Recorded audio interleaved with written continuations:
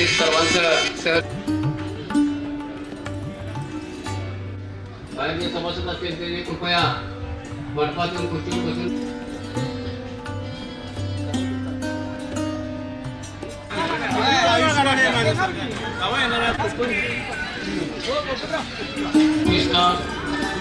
कृपया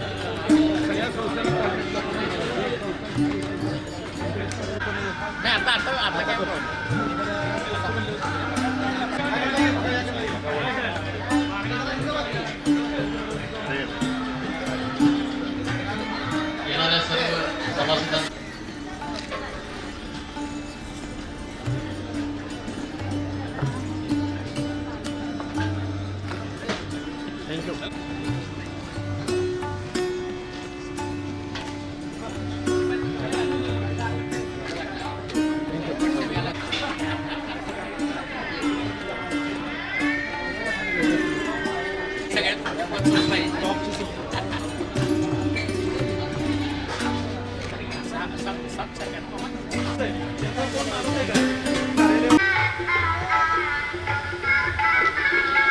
संघटनेच्या वतीनं या ठिकाणी लकी ड्रॉ कुपन योजनेचं आयोजन केलेलं आहे। 20 रुपयाचं तिकीट आपण खरेदी करायचं, नंबर काढण्यात येतील। जिंकणाऱ्या सदस्याला संघटनेच्या वतीने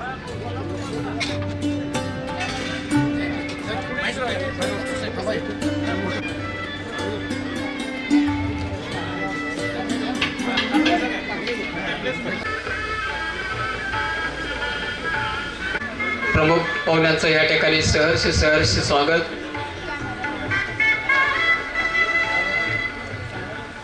सर्वांनी टाळ्या वाजवून त्यांचं स्वागत करूया। सुस्वागतम सुस्वागतम।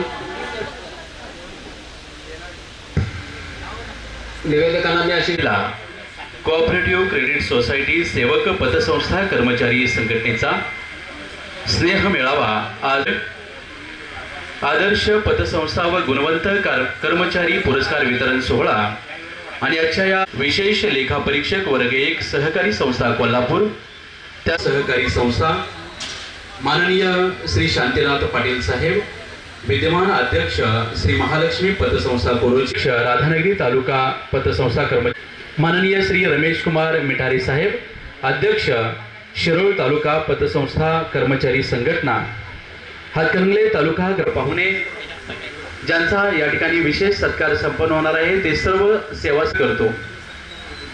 असं म्हटलं जातं की कुणाचं तरी येणं म्हणजे नुसतं येणं नसतं।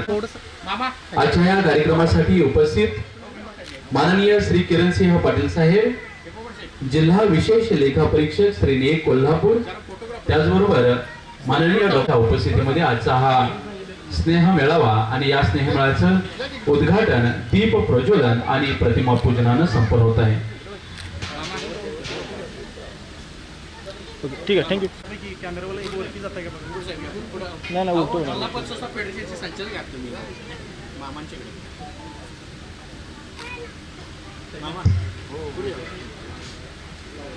हातकणंगले तालुका ग्रामीण बिगर शेती नागरी महिला कोऑपरेटिव्ह क्रेडिट सोसायटी सेवक पतसंस्था कर्मचारी संघटनेचा या वर्षीचा स्नेह मेळावा सर्व सन्माननीय सभासद बंधू भगिनी, सर्व मान्यवर,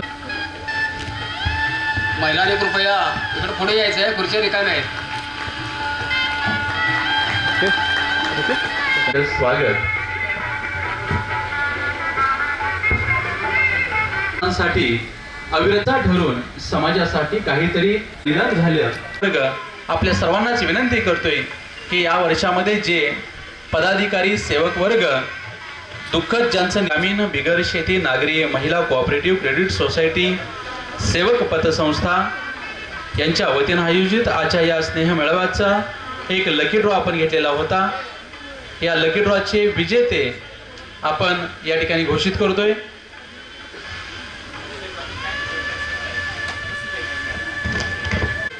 आज या कार्यक्रमाच्या निमित्तानं आपण जे 20 रुपये देऊन या ठिकाणी जो लकी ड्रॉ आहे याची थोडक्यात संकल्पना अशी आहे की आपण दिलेले 20 रुपये आहेत ते लकी ड्रॉच्या माध्यमातून प्रतिवर्षी या स्नेह मेळाव्याच्या निमित्तानं आपण करत असतो आणि आज 2 लकी ड्रॉ विजेते आपण इथं घेणार आहोत आणि जी जमा झालेली रक्कम आहे ती 50-50% मध्ये त्या विजेत्यांना देणार आहोत आणि हा कार्यक्रम संपूर्ण संपेपर्यंत त्यांना स्टेजवरचा सुद्धा मान देण्यात येणार आहे.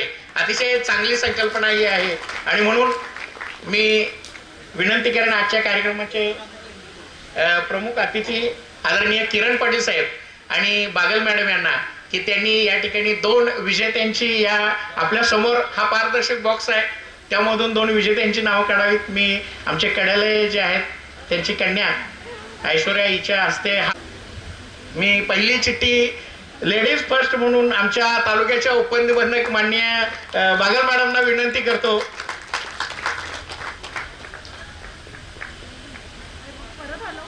सर दुसरी चिठ्ठी या ठिकाणी आजच्या कार्यक्रमाचे संबंधित माननीय विशेष लेखापरीक्षक किरण पाटील साहेब यांच्या शुभ हस्ते आपण काढतोय. या ठिकाणी पहिली जी चिठ्ठी काढण्यात आलेली होती त्या चिठ्ठीचा क्रमांक आहे 185.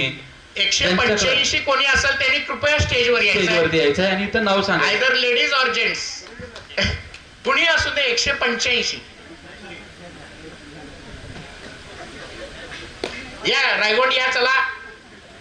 हे अहिल्यादेवी पतसंस्था अहिल्यादेवी होळकर पतसंस्था इचलकरंजीचे मॅनेजर आहेत आणि आज भाग्यवान विजेते ठरलेले आहेत. मी त्यांना व्यासपीठावर येण्याची विनंती करतो. आपण सर्वांनी जोरदार टाळ्या वाजवून यांचं अभिनंदन करूया आणि व्यासपीठावरती आपलं सहर्ष स्वागत. सरांच्याकडे दुसरी या वर ये.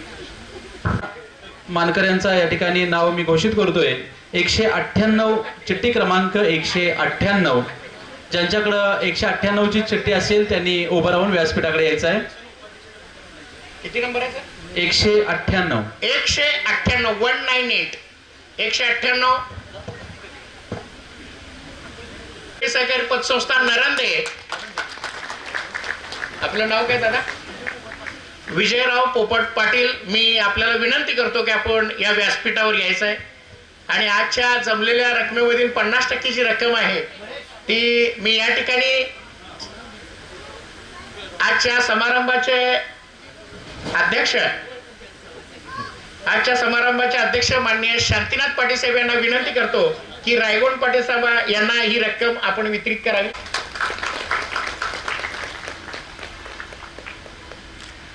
दुसरे जे विजेते धन्यवाद. या ठिकाणी विजेत्यांचं मनपूर्वक हार्दिक अभिनंदन. हातकणंगले तालुका ग्रामीण बिगर शेती सहकारी नागरी महिला कोऑपरेटिव्ह क्रेडिट सोसायटी सेवक सहकारी पतसंस्था यांच्या वतीनं स्नेह मेळावा 2023 याचं आयोजन केलेलं आहे. या कार्यक्रमासाठी आपल्याला जे प्रमुख अतिथी लाभलेले आहेत ते आदरणीय किरणसिंह पाटील साहेब. या कार्यक्रमासाठी दुसरे अतिथी आहेत आणि आपल्या तालुक्याच्या उपनिबंधक आदरणीय डॉक्टर प्रगती बागल मॅडम. आजच्या कार्यक्रमाचे अध्यक्ष महालक्ष्मी नागरी सहकारी पतसंस्था कोरेचीचे चेअरमन आणि आमचे पाठीवर सातत्यानं ज्यांचा आशीर्वाद राहिलेला आहे ते आदरणीय शांतीनाथ पाटील साहेब. या कार्यक्रमासाठी हातकणंगले तालुक्याच्या सहकार विभागाच्या ऑफिसमध्ये गेलं. दरवाजातून एंट्री केली की हसत मुखाने ज्यांचं स्वागत केलं जातं ते आपल्या सर्वांचे लाडके आदरणीय मकसूद सिंधी साहेब. याचबरोबर या कार्यक्रमासाठी उपस्थित असणारे कोल्हापूर जिल्हा पतसंस्था फेडरेशनचे नूतन संचालक आणि आमचे मार्गदर्शक चंदगड तालुका पतसंस्था कर्मचारी संघटनेचे अध्यक्ष आदरणीय शांतारामजी भिंगुर्डे साहेब. काही कार्यक्रमाच्या निमित्तानं या ठिकाणी थोडासा लेट होणार आहे असा निरोप आला. ते कागल तालुका पतसंस्था फेडरेशनचे अध्यक्ष आदरणीय सम्राटजी संगर. पतसंस्थांची संघटना निर्माण करत असताना आम्हाला या ठिकाणी खांद्याला खांदा लावून या संघटनेमध्ये बळ देण्याचं काम शिरोळ तालुक्यातून केलं ते आदरणीय श्री रमेश कुमारजी मिठारे. राधानगरी तालुक्यातून सुद्धा या संघटनेची ज्योत पेटवणारे आमचे आदरणीय रंगराव पाटील, उपाध्यक्ष बाळासाहेब कदम, याचबरोबर चंदगडहून आलेले शांतारामजी हसगुळकर, खरं म्हणजे शाहूवाडी तालुक्यातून सुद्धा अल्ला बक्षीजी या ठिकाणी उपस्थित आहेत. आणि 2014 पासून हातकणंगले तालुका कर्मचारी पतसंस्थेच्या संघटनेच्या माध्यमातून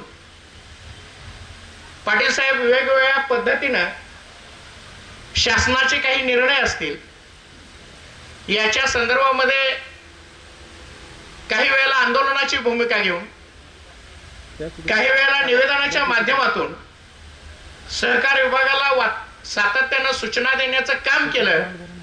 आणि हे सर्व करत असताना आपल्या समोर ज्या आज संस्था उपस्थित आहेत, ज्या संस्थेचे चेअरमन पदाधिकारी उपस्थित आहेत, ज्या संस्थेचा स्टाफ कर्मचारी उपस्थित आहेत, यामध्ये पिग्मी एजंटांच्या पासून जनरल मॅनेजर पण ही सगळी उपस्थित आहेत. आणि या सर्वांचं या कार्यक्रमाच्या निमित्तानं हार्दिक स्वागत करतो. खरं म्हणजे हा अतिशय नेटक्या नियोजनाचा कार्यक्रम आहे. या कार्यक्रमामध्ये आमचे उपाध्यक्ष अनिलराव हजारे, अनिल पाटील साहेब, अरविंद जाधव, रंगराव शेणवी, शशिकांत पिसे, सिराज शेख, शेखर जोशी, दादासाहेब कत्ते, गणपती परीट, सुभाषराव माळी, दिलीप आवळे, देवाप्पा खुडे, रजनी पाटील, सुनीलराव भोसले. आणि खऱ्या अर्थानं तुम्हाला एका नावाचा ओळख करून द्यावी लागेल. ज्या ठिकाणी हा कार्यक्रम संपन्न होतोय, या कार्यक्रमामध्ये गेले महिनाभर अहोरात्र कष्ट करून संघटनेचा कार्यक्रम कुठं विस्कळीत व्हायला नाही पाहिजे अशा पद्धतीची दक्षता घेणारे आमचे जनरल सेक्रेटरी श्रीयुत महेशजी कडाले, कृपया त्यांच्यासाठी जरा जोरदार टाळ्या या ठिकाणी. कारण या माणसानं, जरी आम्ही पदाधिकारी असलो तरी आज हे करायचं, उद्या ते करायचं आहे, आणि तुमच्यापर्यंत कुठल्याही प्रकारची तक्रार राहू नये अशा पद्धतीचं काम या ठिकाणी केलं. प्रास्ताविकाच्या माध्यमातून अनेक गोष्टी बोलण्यासारखे. पतसंस्थेचा आदर्श पतसंस्था आणि गुणवंत पुरस्कार वितरण सोहळा, याचबरोबर मान्यवरांचा जो काही सत्कार समारंभ आहे, पाटीलसाहेब या कार्यक्रमाचं नियोजित आहे. 2014 पासून सुरुवातीला पेठवडगाव मध्ये हा स्नेह मेळावा झाला, इचलकरंजी मध्ये झाला, कोरोची मध्ये झाला. गेल्या वर्षी 2019 सुद्धा पेठवडगाव मध्ये हा गुणवंत पुरस्कार सोहळा झाला. हातकणंगले तालुक्यातील पतसंस्थांच्या माध्यमातून ज्या ज्या सहकार मर्षींनी सहकारी संस्था निर्माण केल्या, सहकाराच्या माध्यमातून रोजगार निर्माण करण्याचं काम त्या सहकार मर्षींनी केलं. परंतु त्याच वेळेला या सहकाराला कर्मचाऱ्यांनी विश्वासार्हता दिली. आणि विश्वासार्हता देत असताना या ठिकाणी लोकांचा पैसा कसा या पतसंस्थांमध्ये सुरक्षित राहील आणि तो सुरक्षित ठेवल्यानंतर त्याचा वृद्धिंगित कसा पद्धतीने विश्वास होईल, हे जे बसलेले कर्मचारी आहेत हे आमच्या समोर बसलेत. आणि हे सर्वच गुणवंत आहेत. यामध्ये बसलेले काही गेल्या वर्षी असतील, काही त्याच्या पाठीमागे वर्षी असतील. आतापर्यंत या संघटनेनं जवळपास 14 कर्मचाऱ्यांना गुणवंत कर्मचारी पुरस्कार दिलेला आहे. आणि यापूर्वी जवळपास 4 पतसंस्थांना आदर्श पतसंस्था पुरस्कार दिले. खरं तर या संघटनेचं काम कर्मचाऱ्यांच्यासाठी पगार मांडणे इतकंच नाही, तर सहकारावर ज्या काही बंधनं असतील, सहकार विभागाच्या माध्यमातून काही बंधनं असतील, तर ती तालुक्याच्या उपनिबंधकांच्या पर्यंत पोहोचवणे, माननीय विशेष लेखापरीक्षक साहेबांच्या पर्यंत पोहोचवणे, जिल्हा उपनिबंधक साहेबांच्या पर्यंत पोहोचवणे आणि राज्याच्या सहकार आयुक्तांच्या पर्यंत सुद्धा पोहोचवण्याचं काम या संघटनेच्या माध्यमातून केलं. आपल्याला आठवत असेल 19 सप्टेंबर 2017 महाराष्ट्रामध्ये एक विशेष अध्यादेशाच्या द्वारे नियामक मंडळाची साहेब स्थापना झाली. आणि नियामक मंडळाची स्थापना होत असताना अनेक पद्धतीच्या जाचकाठी ज्या आज आमच्या व्यवसाय करण्यापासून परावृत्त करत होत्या, अशा वेळेला या व्यवसायामध्ये जर आम्ही त्या अटी जर स्वीकारल्या तर आमच्या व्यवसायाला थोडीशी अडचण निर्माण होणार होती. आणि म्हणून 27 जानेवारी 2020 रोजी कोल्हापूर जिल्ह्यातल्या सर्व पतसंस्थांनी, आपल्याला सगळ्यांना माहिती, आपण सर्वजण या ठिकाणी हातकणंगल्यामध्ये बागल मॅडमच्या कार्यालयावर बाबा सेवा नियम, आमचं नियामक मंडळ जे आहे ते आम्हाला लागू असू नये अशा पद्धतीनं साहेब आम्ही मोर्चा काढला होता. हा मोर्चा तुमच्या विरोधात नव्हता, तर ज्या काही नियामक मंडळाच्या अटी आम्हाला आहेत बहुवर्ग सभासदासारख्या, यामधून आमची कुठेतरी सुटणूक व्हायला पाहिजे. आमच्या अन्य व्यवसायावर ज्या काही येणाऱ्या गोष्टी आहेत त्यामुळे थोडंसं रिलॅक्सेशन मिळालं पाहिजे, यासाठी आमचा हा मोर्चा होता. खरं तर कुठलीही गोष्ट व्यक्ती नसते. सहकार खातं हे आमचं मायबाप खातं आहे आणि मायबाप खात्याकडे कुठलीही गोष्ट मागितल्याशिवाय मिळणार नाही आणि म्हणून तिथंच रडावं लागतं आणि हे रडण्याचं कारण आम्ही तुमच्यापर्यंत मांडलं. हे सगळं करत असताना याचे अधिकार हे जिल्हा पातळीवर विशेष लेखा परीक्षक असतील किंवा उपनिबंधक असतील यांच्यापर्यंत मर्यादित जरी असले तरी याबाबतची धडक सुद्धा हातकणंगले तालुका असेल, शिरोळ असेल, चंदगड असेल, राधानगरी असेल, बांबोडे शाहूवाडी असेल, पन्हाळा असेल, कोल्हापूर जिल्ह्यातल्या सर्वच्या सर्व 12 तालुक्यातील कर्मचाऱ्यांच्या वतीनं माननीय सहकार मंत्री तत्कालीन बाळासाहेब पाटील साहेब यांच्यावर मंत्रालयामध्ये सुद्धा साहेब आम्ही या ठिकाणी बैठक घेतली. आमची भूमिका त्यांना आम्ही समजावून सांगितली.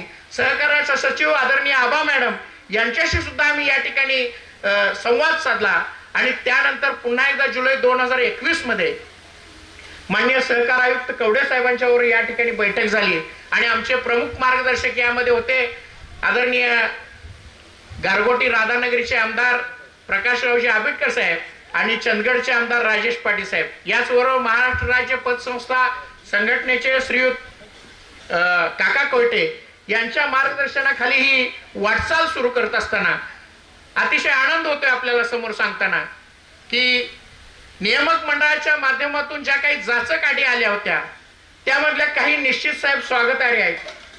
या कार्यक्रमाच्या निमित्तानं आजही आम्ही या गोष्टींना विरोधाची भूमिका नाही, सहकार्याचीच भूमिका आम्ही घेऊन येणार आहोत.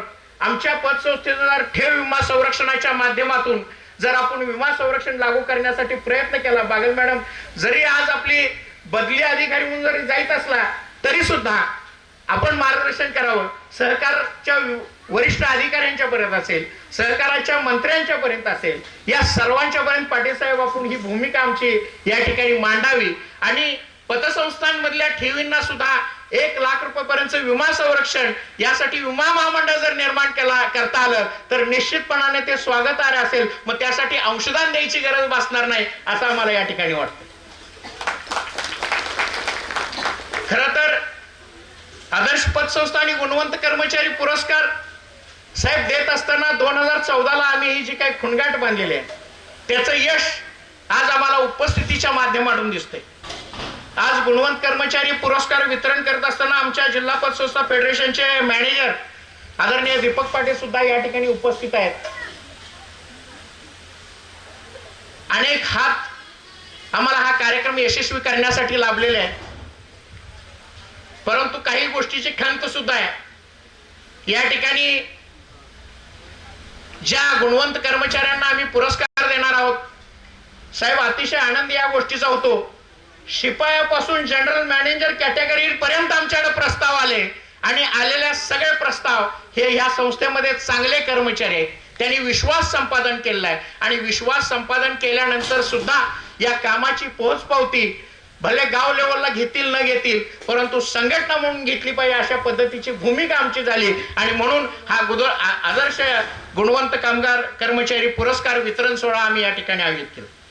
ज्या आदर्श पतसंस्था पुरस्काराचं वितरण आम्ही या ठिकाणी करतोय यामध्ये 3 कोटी पासून 40 कोटी रुपयापर्यंतच्या डिपॉझिट असणाऱ्या सुद्धा संस्था आहेत आणि गेली 32-33 वर्ष सहकारामध्ये काम करत असताना या संस्थांनी अतिशय चांगल्या पद्धतीनं गाव पातळीवरील छोट्या छोट्या व्यावसायिकांना मोठं करण्याचं काम केलेलं आहे. त्या व्यक्तींचे संसार उभा करण्याचं काम केलेलं आहे.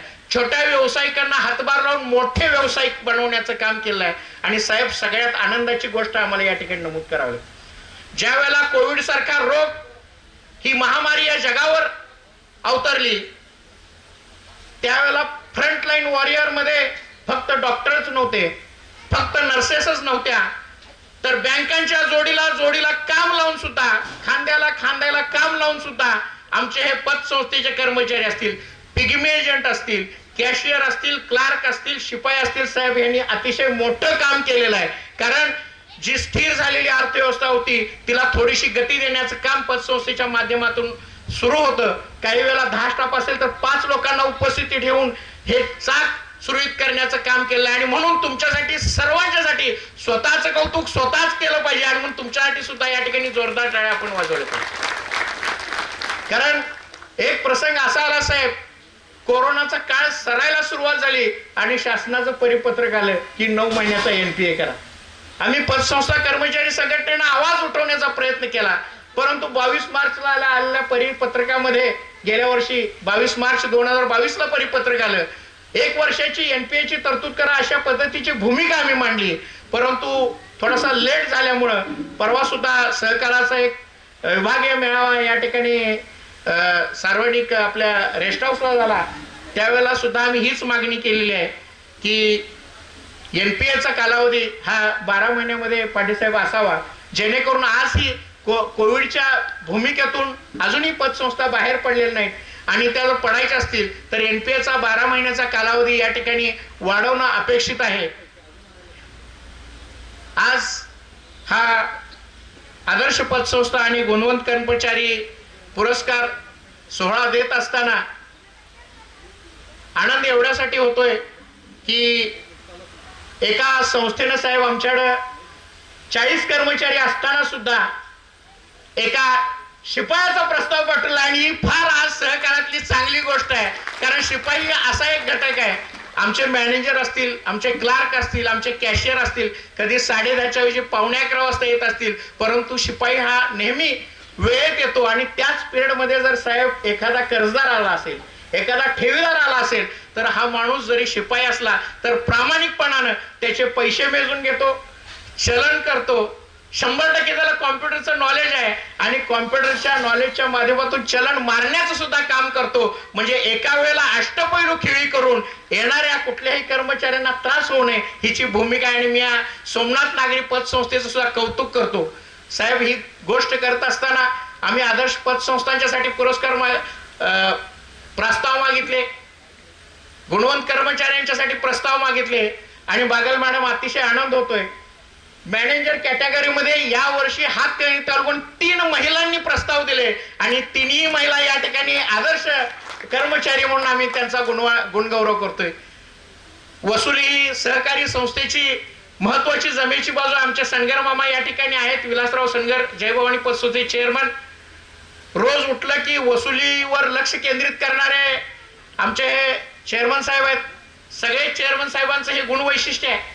आणि आम्हाला छाया कॉर्नर आगरी सहकारी पतसंस्था इचलकरंजीच्या माध्यमातून वसुली क्लार्कचा सुद्धा गुणवंत कर्मचाऱ्यामध्ये समावेश करावा अशा पद्धतीचा प्रस्ताव झाला. मी कैलास आवळे यांचं सुद्धा या ठिकाणी अभिनंदन करेन.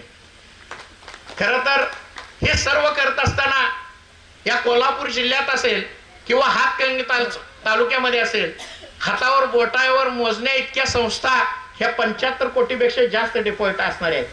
मी आवर्जून उल्लेख करेन, बालाजी नागरी पतसंस्था असेल, इचलकरंजी व्यापारी नागरी पतसंस्था असेल, 75-80-100 कोटीच्या डिपॉझिट असणाऱ्या या संस्था आहेत.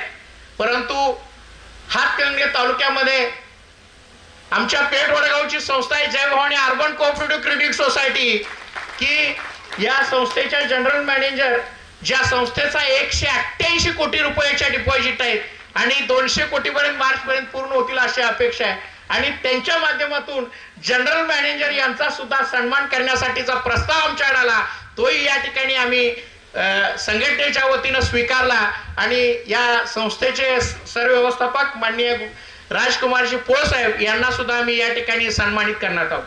खरं म्हणजे ही चळवळ, पतसंस्थेची संघटना ही पगार मागण्यापुरती नाही, तर चांगल्या कामाचं कौतुक हे जर आपण नाही केलं, तर त्यांना मोटिवेशन नाही दिलं, तर ही चळवळ पाठीमागं पडेल की काय अशा पद्धतीची धारणा आमच्या मनामध्ये होते. आणि मग सर्व संस्थांना या ठिकाणी विनंती आहे, सर्व कर्मचाऱ्यांना या ठिकाणी विनंती आहे की आजही आपण जर या संघटनेचे सदस्य झाले नसाल तर कृपया आपण सदस्य व्हावं. भविष्य काळामध्ये अशाच पद्धतीचे गुणवंत कामगार पुरस्कार असतील, आदर्श पतसंस्था पुरस्कार असतील, ते देण्याचं काम हातकणंगले तालुका पतसंस्था संघटनेच्या माध्यमातून केलं जाईल. आणि दुसरी आणि अतिशय महत्वाची गोष्ट आहे, आमचे एक ऍक्टिव्ह मेंबर आहेत, मी नाव घेऊन गेल्या वेळेला त्यांना आदर्श कामगार पुरस्कार मिळाला, कृष्णात पाडळकर. खरं तर अनेक संस्थांमध्ये साहेब सेवा नियम लागू नाही. आयुक्त साहेबांच्याकडनं आल्यानंतर हे परिपत्रक आलं आणि कौतुक करायला पाहिजे आमच्या उपनिबंधक बागल मॅडम यांचं आणि शिंदे साहेबांचं. तिकडनं परिपत्रक आले आणि 8व्या दिवशी आमच्या व्हॉट्सअपवर सही करून सोडवलं की आम्हाला सांगितलं की प्रत्येक संस्थेच्या कर्मचाऱ्याला सेवा नियम लागू करा आणि येत्या काही दिवसामध्ये हे प्रस्ताव सुद्धा तुम्ही आमच्याकडे पाठवून द्या. सर्व संस्थांनी सेवा नियम लागू करावेत. सेवा नियम म्हणजे काही सुद्धा नसते. या ठिकाणी आदरणीय चेअरमन साहेब असतील, संचालक मंडळ असतील, सेवानिवृत्तीनंतर त्या कर्मचाऱ्याला प्रॉव्हिडंट फंडाची रक्कम मिळावी, सेवानिवृत्तीनंतर त्या कर्मचाऱ्याला ग्रॅच्युटी मिळावी, कोविड सारख्या रोगामध्ये मेडिकलची पॉलिसी असावी. आज कॉर्पोरेट क्षेत्रामध्ये आपण काम करत असताना ICICI बँका असतील, HDFC बँका असतील, निधी बँका असतील, या लोकांना आपण टक्कर देण्याची भूमिका भविष्य काळामध्ये साहेब घेणं गरजेचं आहे. आपल्यासमोर आवासून आलेले जे संकट आहे ते बचत गटाच्या माध्यमातून जी खाजगी सावकारी आपल्यासमोर उभारली आहे, 24% पासून 36% व्याज दर ही आकारणी करतायत. आणि आज पाटील साहेब आमच्या संस्था 15% फक्त व्याज दर आकारणी करतात सर्व प्रकारच्या कर्जाला. 13% आहे तारण कर्जाला, 12% आहे सोने तारण कर्जाला. ही भूमिका पटवून सांगण्याचं काम कस्टमर पर्यंत आपण घेऊन गेलं पाहिजे, सभासदांच्या पर्यंत आपण घेऊन गेलं पाहिजे. आणि जर आपण त्यांच्यापर्यंत पोहोचलो नाही तर निश्चितपणानं हे बचत गट असतील, या निधी बँका असतील, आपल्या सभासदांना कशा पद्धतीनं लुटतील याची जाणीव आपल्याला राहणार नाही. आणि म्हणून या कार्यक्रमाच्या निमित्तानं एकच संदेश देईन की उद्यापासून संस्था वाढीसाठी जे काही महत्वपूर्ण प्रयत्न करायचे आहेत त्यामध्ये बचत गट, जे गल्लीमध्ये 5-5 महिलांचा बचत गट असतो साहेब, इतकी विदारक परिस्थिती आहे. नवरा सकाळी कामाला जाणार असतं तर या बायका चहा सुद्धा करून देत नाहीत, परंतु बचत गटाच्या मिटिंगला जातात, 36% व्याज भरतात. ही वस्तुस्थिती आहे. आणि याला जर आपण कॉम्पिटिशन मध्ये उतरायचं असेल तर आपल्याकडे जामीनकी कर्जाच्या माध्यमातून चांगला पर्याय आहे. या माध्यमातून 5-10 हजार रुपयाचं कर्ज आपण द्यायला काही हरकत नाही. वसुलीचा चांगला सोर्स आहे. आणि या बचत गटांना दुरावून आपण या संस्था वाढीचं काम करावं एवढंच या ठिकाणी प्रास्ताविकाच्या माध्यमातून बोलतो. कॉर्पोरेट लोक आपण घेतलेला आहे. या संस्थांना वाढीची जबाबदारी कर्मचाऱ्यांच्या बरोबरच या ठिकाणी संस्थेचे संचालक मंडळ यांची सुद्धा आहे.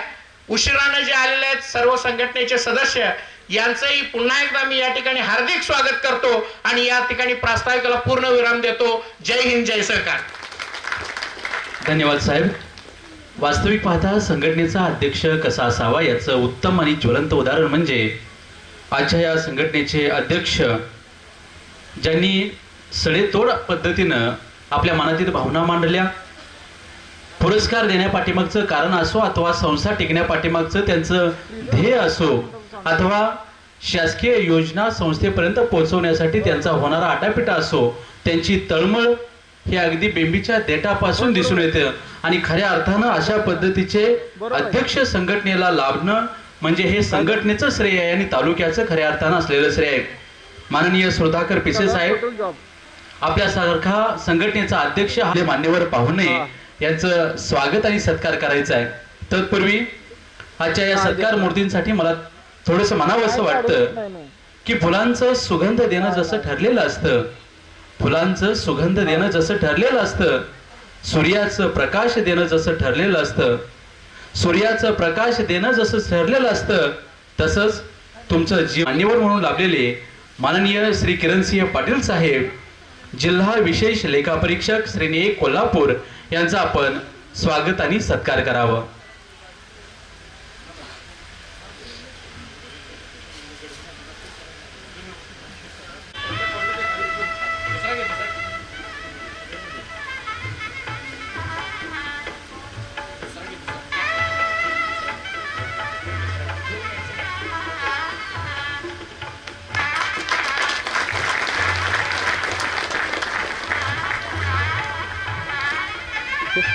धन्यवाद साहेब. यानंतर आजच्या या डॉक्टर सौ प्रगती बागल मॅडम, उपनिबंधक सौ सहकारी संस्था हातकणंगले यांचं या प्रसंगी स्वागत आणि सत्कार हातकणंगले तालुका पतसंस्था कर्मचारी संघटनेच्या संचालिका सौ रजनी पाटील मॅडम आपण करावं असं मी आपल्याला. स्वागत आणि सत्कार हातकणंगले तालुका पतसंस्था कर्मचारी संघटनेच्या संचालिका सौ रजनी पाटील मॅडम यांच्या शुभ हस्ते संपन्न होत आहे.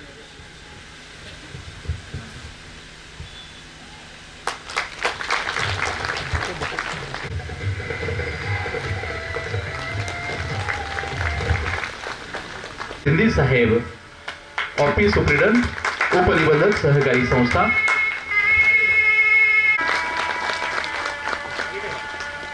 धन्यवाद. यानंतर माननीय श्री करंगले या ठिकाणी रंगराव शेलवी साहेब यांनी करावं असं मी आपल्याला या प्रसंगी विनंती करतोय. माननीय श्री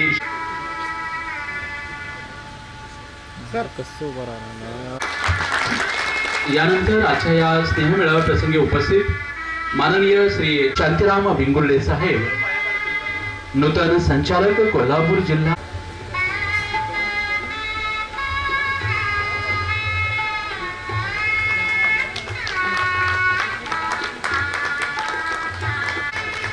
धन्यवाद. यानंतर माननीय श्री रंग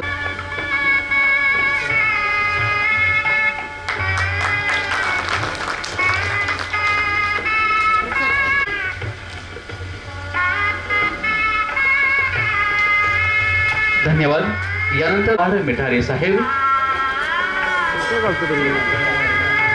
माननीय मिठारे साहेब, अध्यक्ष शिरोळ तालुका पतसंस्था कर्मचारी संघटना. व्यासपीठावरील सर्व मान्यवरांसह पाटील साहेब, जिल्हा विशेष लेखापरीक्षक, श्रेणी 1 कोल्हापूर.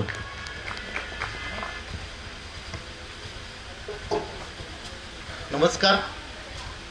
हातकणंगले तालुका ग्रामीण बिगर शेती नागरी महिला कोऑपरेटिव्ह क्रेडिट सोसायटी सेवक पतसंस्था कर्मचाऱ्यांमार्फत हा जो स्नेह मेळावा 2023 आयोजित केलेला आहे आणि या स्नेह मेळाव्यामध्ये आदर्श पतसंस्था व गुणवंत कर्मचारी पुरस्कार वितरण सोहळा हा अत्यंत चांगला उपक्रम या संस्थेनं सुरू केलेला आहे. याच धर्तीवरती शासनाने सुद्धा सहकार भूषण, सहकार महर्षी असे संस्थेनं पुरस्कार दिलेले आहेत. परंतु या आदर्श पतसंस्थेमधील कर्मचाऱ्यांना सुद्धा गुणवंत पुरस्कार देणं हे खरोखर पहिल्यांदाच मी म्हणजे माझ्या 25-26 वर्षाच्या कालावधीमध्ये कामकाजाच्या कालावधीमध्ये पहिल्यांदाच हा कार्यक्रम आहे की गुणवंत कर्मचाऱ्यांचा पुरस्कार देणे. शासनसुद्धा चांगल्या संस्था आदर्श संस्थांना पुरस्कार देतं. सहकार महर्षी आहेत, सहकार भूषण आहे. परंतु या संस्था चांगल्या पद्धतीने कामकाज करण्यापाठीमागं यामध्ये जनरल मॅनेजर असतील, क्लार्क असतील, पासिंग ऑफिसर असेल, कॅशियर असतील, आपले पिग्मी एजंट असतील आणि क्लास 4 कर्मचारी म्हणजे शिपायांचा सुद्धा मोलाचा आताच सुधाकर पिसेंनी जे सांगितलं, खरोखरच प्रत्येक व्यक्तीकडं मग तो शिपाई असू दे किंवा जनरल मॅनेजर असू दे प्रत्येकाकडं चांगले गुण घेण्यासारखे असतात आणि त्या प्रत्येक व्यक्तीचं जनरल मॅनेजरपासून शिपाई वर्गापर्यंत सत्कार होणं हे खरोखरच चांगला उपक्रम या संस्थेनं घेतलेला आहे. आपण आता पाहतो किंवा माझं आता 1.5 वर्ष झालं कोल्हापूरमध्ये मी कामकाज करत आहे. पण हे कामकाज करत असताना सोमवारपासून शुक्रवारपर्यंत संस्थांच्या अडचणी, अपहार आणि प्रॉब्लेमॅटिक सोमवारचा दिवस म्हणजे आमचा पूर्ण हेक्टिक जात असतो आणि चांगल्या संस्था अगदी हाताच्या बोटावरती मोजण्या इतपतच आहेत. या शासनानं जो घटना दुरुस्ती झालेली आहे, 13वी जी घटना दुरुस्ती झालेली आहे, 97वी घटना दुरुस्ती, या घटना दुरुस्तीमध्ये संस्थेला स्वायत्ता दिलेली आहे. या स्वायत्तामध्ये महत्त्वाचा म्हणजे वार्षिक सभेला खूप मोठे अधिकार दिलेले आहेत आणि या अधिकारामध्ये सुद्धा जो संस्थेवर अंकुश ठेवणारा लेखापरीक्षणाचा जो महत्त्वाचा मुद्दा आहे तो सुद्धा वार्षिक सर्वसाधारण सभेला तो अधिकार देण्यात आलेला आहे. आणि या चांगल्या प्रथेचं, या चांगल्या उपयोग संस्थेनं करून घेणे आवश्यक आहे. परंतु याचा दुरुपयोगच झालेला आम्हाला पाहायला मिळत आहे. हे बघत असताना संस्थेचा जो ताळेबंद आहे, संस्थेचा जो लेखाशीर्ष आहे, हे तपासण्याचं काम त्या संस्थेचं लेखापरीक्षकांना दिलेलं असतं आणि तो लेखापरीक्षण कशा पद्धतीनं करतो किंवा त्या सुरुवातीला जी भीती होती म्हणजे खुद्द सहकार मंत्री महोदयांनी आम्हाला रेस्ट हाऊसमध्ये सांगितलेला किस्सा आहे. ते म्हणले की मी स्वतः साखर कारखान्याचा चेअरमन आहे, परंतु मला लेखापरीक्षण अहवालच पाहायला मिळत नाही म्हणले. मी स्वतः सहकार मंत्री आहे, मी साखर कारखान्याचा चेअरमन आहे, पण दरवेळेला एमडीला जर विचारलं लेखापरीक्षण अहवाल आलाय का, तर हो ती चावीच नाही, कपाटात आहे, नंतर देतो, नंतर ते विसरून जातात. म्हणजे लेखापरीक्षण अहवालाचं वाचन होणं संचालक मंडळापुढे असेल, वार्षिक सर्वसाधारण सभेपुढे असेल, हे होणं महत्त्वाचं आहे. त्याच पद्धतीनं जे दोष आहेत ते 90 दिवसामध्ये दोष दुरुस्त होणे, हे जे दोष पडलेले आहेत लेखापरीक्षकांनी, ते दोष सुद्धा संचालक मंडळापुढे ते दुरुस्त करणं, तो लेखापरीक्षण, तो दोष दुरुस्ती अहवाल लेखापरीक्षकामार्फत निबंधकांना सादर करणे, हे मोठी जबाबदारी संस्थेची आहे. परंतु लेखापरीक्षण अहवाल असेल, दोष दुरुस्ती असेल, इकडं पूर्ण दुर्लक्ष केलं जातं. आणि जे छोटे छोटे असतील, जे दुरुस्त होण्यासारखे असतील, ते तर लेखापरीक्षणाच्या वेळीच दुरुस्त होणे आवश्यक आहेत. आणि जे दुरुस्त होण्याला वेळ आहे ते संचालक मंडळाने सभेमध्ये मुद्दे नमूद करून त्याचा कालावधी घेऊन तो निबंधकांना सादर करणे महत्त्वाचं आहे. आणि हा तर संस्थेचा गाभा आहे. मी बघतोय, म्हणजे आता जे सांगितलं, आता आपण बघतोय DCC बँकेवर सुद्धा ईडीचा छापा पडला. म्हणजे पेपर वाचला की आपल्याला चांगल्या गोष्टी पाहायलाच मिळत नाहीत. ह्या 1.5 वर्षामध्ये आम्ही 9 संस्थेवरती FIR दाखल केलेला आहे. आणि हे करत असताना लेखापरीक्षकांनी सोडलेले दोष आम्ही प्रत्येक संस्थेचा, जे वित्तीय संस्था आहेत, यामध्ये विकास सोसायटी आली, पतसंस्था आली, नागरी बँका आल्या, या सर्व संस्थांचे लेखापरीक्षणाचे अहवाल आम्ही छाननी करत असतो. छाननी केल्यानंतर त्यामध्ये आढळलेले दोष याच्या आम्ही चाचणी लेखापरीक्षण सुद्धा करत असतो. या संस्थेतल्या इलेक्शनच्या दरम्यान झालेल्या वादातीत, त्यानंतर त्या संस्थेतली गट फुटल्यानंतर जे त्यांना माहीत असणारे दोष कसे लेखापरीक्षकांनी सोडले म्हणून ते फेर लेखापरीक्षण घेतात. आणि या फेर लेखापरीक्षणामध्ये सुद्धा अपहार आढळून आलेले आहेत आणि त्यावरती सुद्धा FIR दाखल झालेले आहेत. तर सांगण्याचा उद्देश आहे की संस्था नोंदणी करणं फार सोपं आहे. राजकीय मंडळी किंवा जे संचालक मंडळ जमतात, नोंदणी करून आणतात, परंतु नोंदणी झालेली संस्था चांगल्या पद्धतीनं चालवणं हे फार मोठी जबाबदारी कर्मचाऱ्यांच्या वरती आहे. कर्मचारी म्हणजे जनरल मॅनेजर पासून शिपायापर्यंत सर्वांची जबाबदारी आहे. आणि आता सुधाकर पिसेंनी जसं सांगितलं की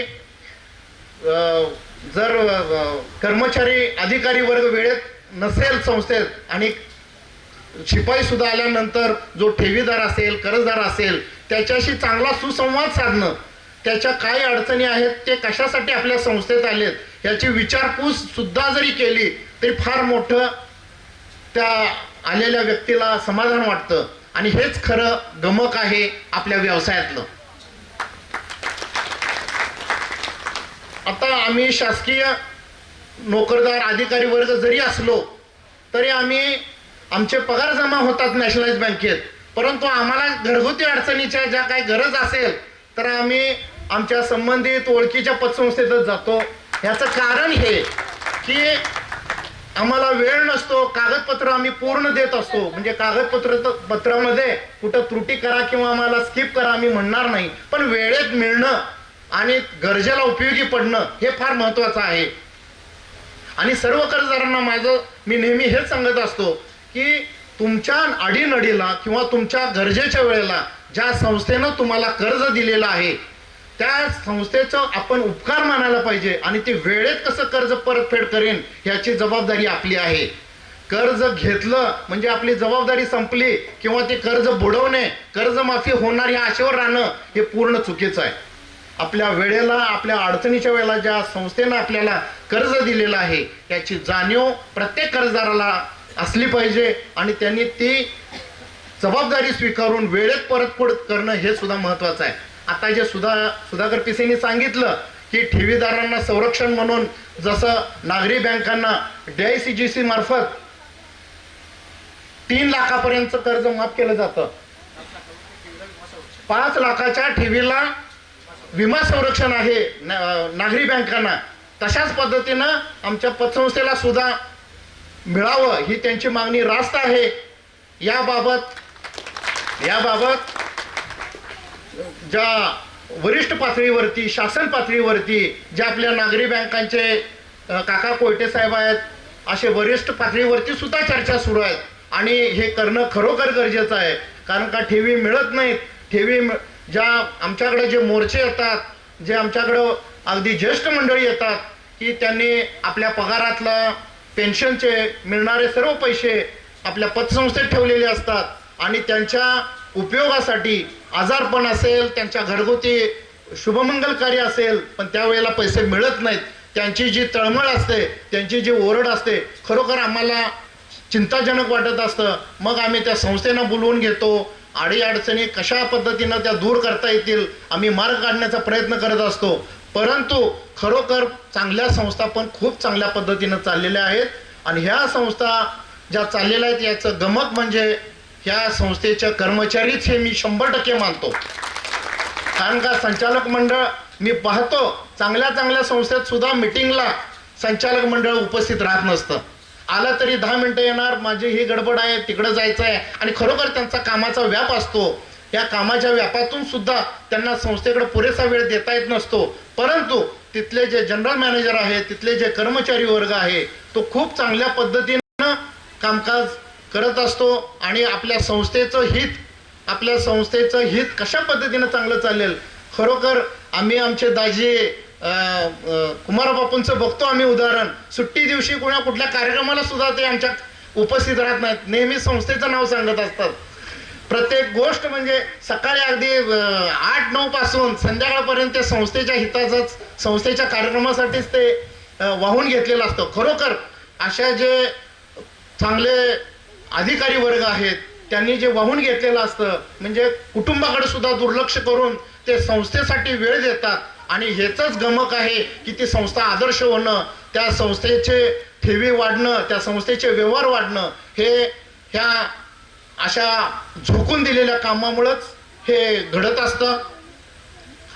आता ज्या बघितल्या आम्ही संस्थेच्या अडीअडचणी किंवा जे दोष असतात, तर हे संस्थेच्या दुर्लक्षामुळं किंवा ज्या ठराविक संस्था तशा असतात, परंतु चांगल्या चालणाऱ्या सुद्धा संस्था ह्या आपल्याला पाहायला मिळतात आणि याचं गमिक म्हणजे ते कर्मचारी वर्ग, अधिकारी वर्ग आहे.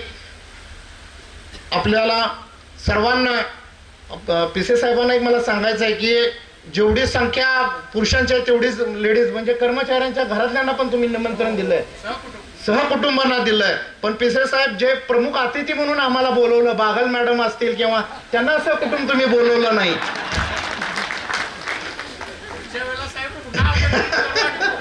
ठीक आहे, तुमच्या जे गुणवंत कर्मचारी, खरोखर तो कार्यक्रम अगोदर घ्यायला पाहिजे होता. म्हणजे मला अजून समजलं असतं की कुठल्या संस्था, कोणत्या अधिकाऱ्यांना कर्मचाऱ्यांना पुरस्कार मिळाले, म्हणजे मला आणखीन दिलखुलास बोलता आलं असतं. तरी हे आदर्श संस्था आहेत, जे आदर्श अधिकारी कर्मचारी आहेत, त्यांना हा जो पुरस्कार मिळणार आहे, हा पुरस्कार मिळण्यापाठीमागचा हाच उद्देश असतो की ज्या अधिकाऱ्यांना कर्मचाऱ्यांना पुरस्कार मिळालेला आहे त्यांनी जो वर्षभर संस्थेच्या हिताचं काम केलेलं आहे, आणखीन त्यांना हुरूप येतो काम करण्यासाठी. आणि हे अशी जी थाप हे सुद्धा चांगलं काम करणाऱ्यांच्या पाठीशी असणं हे सुद्धा फार मोठं कौतुकाचं आहे. कारण का अशी थाप मारणं हे फार दुर्मिळ होत चाललेलं आहे आता. म्हणजे शेजाऱ्याला सुद्धा आपण चांगलं काम केलं किंवा आमच्या कर्मचाऱ्यांना सुद्धा आम्ही चांगलं काम केलं हे म्हणायचं सुद्धा मन मोठं लागतं. आणि हे मोठं मन ह्या हातकणंगले तालुका ग्रामीण बिगर शेती नागरी महिला कोऑपरेटिव्ह क्रेडिट सोसायटी संस्थेनं दाखवलेलं आहे. खरोखरच त्यांचं काम कौतुकास्पद आहे आणि ज्यांना पुरस्कार मिळालेले आहेत त्यांना सुद्धा उर्वरित कामकाजासाठी शुभेच्छा. आणि सर्व ज्या आदर्श पतसंस्था आहेत त्यांनी आणखीन आदर्श कसं करता येईल, आणखीन चांगल्या कर्जदार, ठेवीदार किंवा आपले सभासदांना कसं चांगलं कामकाज करता येईल, त्यांना कशा चांगल्या सेवा देता येतील असं पाहावं. आणि त्यांना सुद्धा भविष्यासाठी शुभेच्छा देतो आणि मी थांबतो. धन्यवाद. धन्यवाद साहेब. वास्तविक पाहता पतसंस्था पुरस्कार प्रदान सोहळा या ठिकाणी संपन्न होणार आहे. सर्वात प्रथम मी व्यासपीठावर कोटी ठेवी असलेली हातकणंगले तालुका कार्यक्षेत्रात सुवर्ण महोत्सवी वर्षाकडे वाटचाल करणारी, सातत्याने 11% सभासदांना लाभांश देणारी एकमेव पतसंस्था. या पतसंस्थेच्या अध्यक्ष श्री बंडू माळी यांना विनंती करतो की त्यांनी आपल्या सर्व सहकारी सदस्यासोबत, सर्व कर्मचारी सेवक यांच्यासोबत आपण हा पुरस्कार स्वीकारण्यासाठी व्यासपीठावरती यावं. मी आजच्या कार्यक्रमाचे प्रमुख मान्यवर पाहुणे आदर्श पतसंस्था पुरस्कार रेंदाळ यांना या वर्षीचा पहिला आदर्श पतसंस्था पुरस्कार मिळण्याचा हा पहिला योग आहे. 1983 लौकिक असं नाव संपादित केलेलं आहे. सातत्यानं 11% सभासदांना लाभांश देत असलेली ही आदर्श म्हणावी अत्यंत कमी व्याजदरात गरजूंना कर्ज पुरवठा करणारी, मयत सभासदांच्या नातेवाईकांना तात्काळ 5,000 रुपयाची मदत करणारी एकमेव अशी संस्था असणारी, संस्थेच्या सार्वजनिक हितकारी फंडातून परिसरात वृक्षारोपण आणि सामाजिक उपक्रम राबवणारी, रौप्य महोत्सवाकडे वाटचाल करणारी, त्यांना दिशादर्शक असणारी अशी ही पतसंस्था म्हणजेच मौलाना आझाद पतसंस्था नवे पारगाव. या संस्थेचे अध्यक्ष श्री शरीफुद्दीन परजादे आणि त्याचबरोबर या संस्थेचे तर आमच्या संघटनेचे सदस्य आहेत अनिल पाटील. या संस्थेत सत्यनारायणची पूजा सुद्धा घातली जाते. पारगाव आणि पारगावच्या परिसरामध्ये केलेला आहे. ही एक भूषणाव गोष्ट सहकारासाठी आहे असं म्हटलं तरी सुद्धा चुकीचं ठरणार नाही. अगदी बरोबर. अध्यक्षांच्या या विधानाला मी अगदी मानाचं पहिलं स्थान देऊ इच्छितो, कारण ती सहकारी पतसंस्था अंबट 2002 साली स्थापन झालेली, 25 कोटीहून अधिक ठेवी असलेली, 17 कोटीहून अधिकची कर्जे असलेली, 1500 वर सभासद असणारी, एखादा सभासद मयत झाल्यास 2,500 इतकी कर्जामध्ये सूट देणारी, माफ करा 25,000 इतकी सूट देणारी माननीय श्री शांतीनाथ भिंगुर्डे साहेब आपल्या शुभ हस्ते हा पुरस्कार आपण स्वीकार करावा. आजच्या कार्यक्रमाचे प्रमुख माफ करा माननीय श्री शांताराम भिंगुर्डे साहेब आपल्या शुभ हस्ते हा पुरस्कार या ठिकाणी वितरित होतो. पुरस्कार देण्यानं एक खऱ्या अर्थानं संस्थेमध्ये ऊर्जेची लाट पुन्हा एकदा निर्माण व्हायला वेळ लागणार नाही. संस्था श्री अमरदीप ग्रामीण बिगर शेती सहकारी पतसंस्था मर्यादित इंगळी या संस्थेचे चेअरमन माननीय श्री अर्जुन भोपाल चौगले यांना मी विनंती करतोय की त्यांनी आपल्या सर्व संचालक मंडळ, सेवक वर्ग यांच्या सहित हा पुरस्कार स्वीकार करावा. संस्था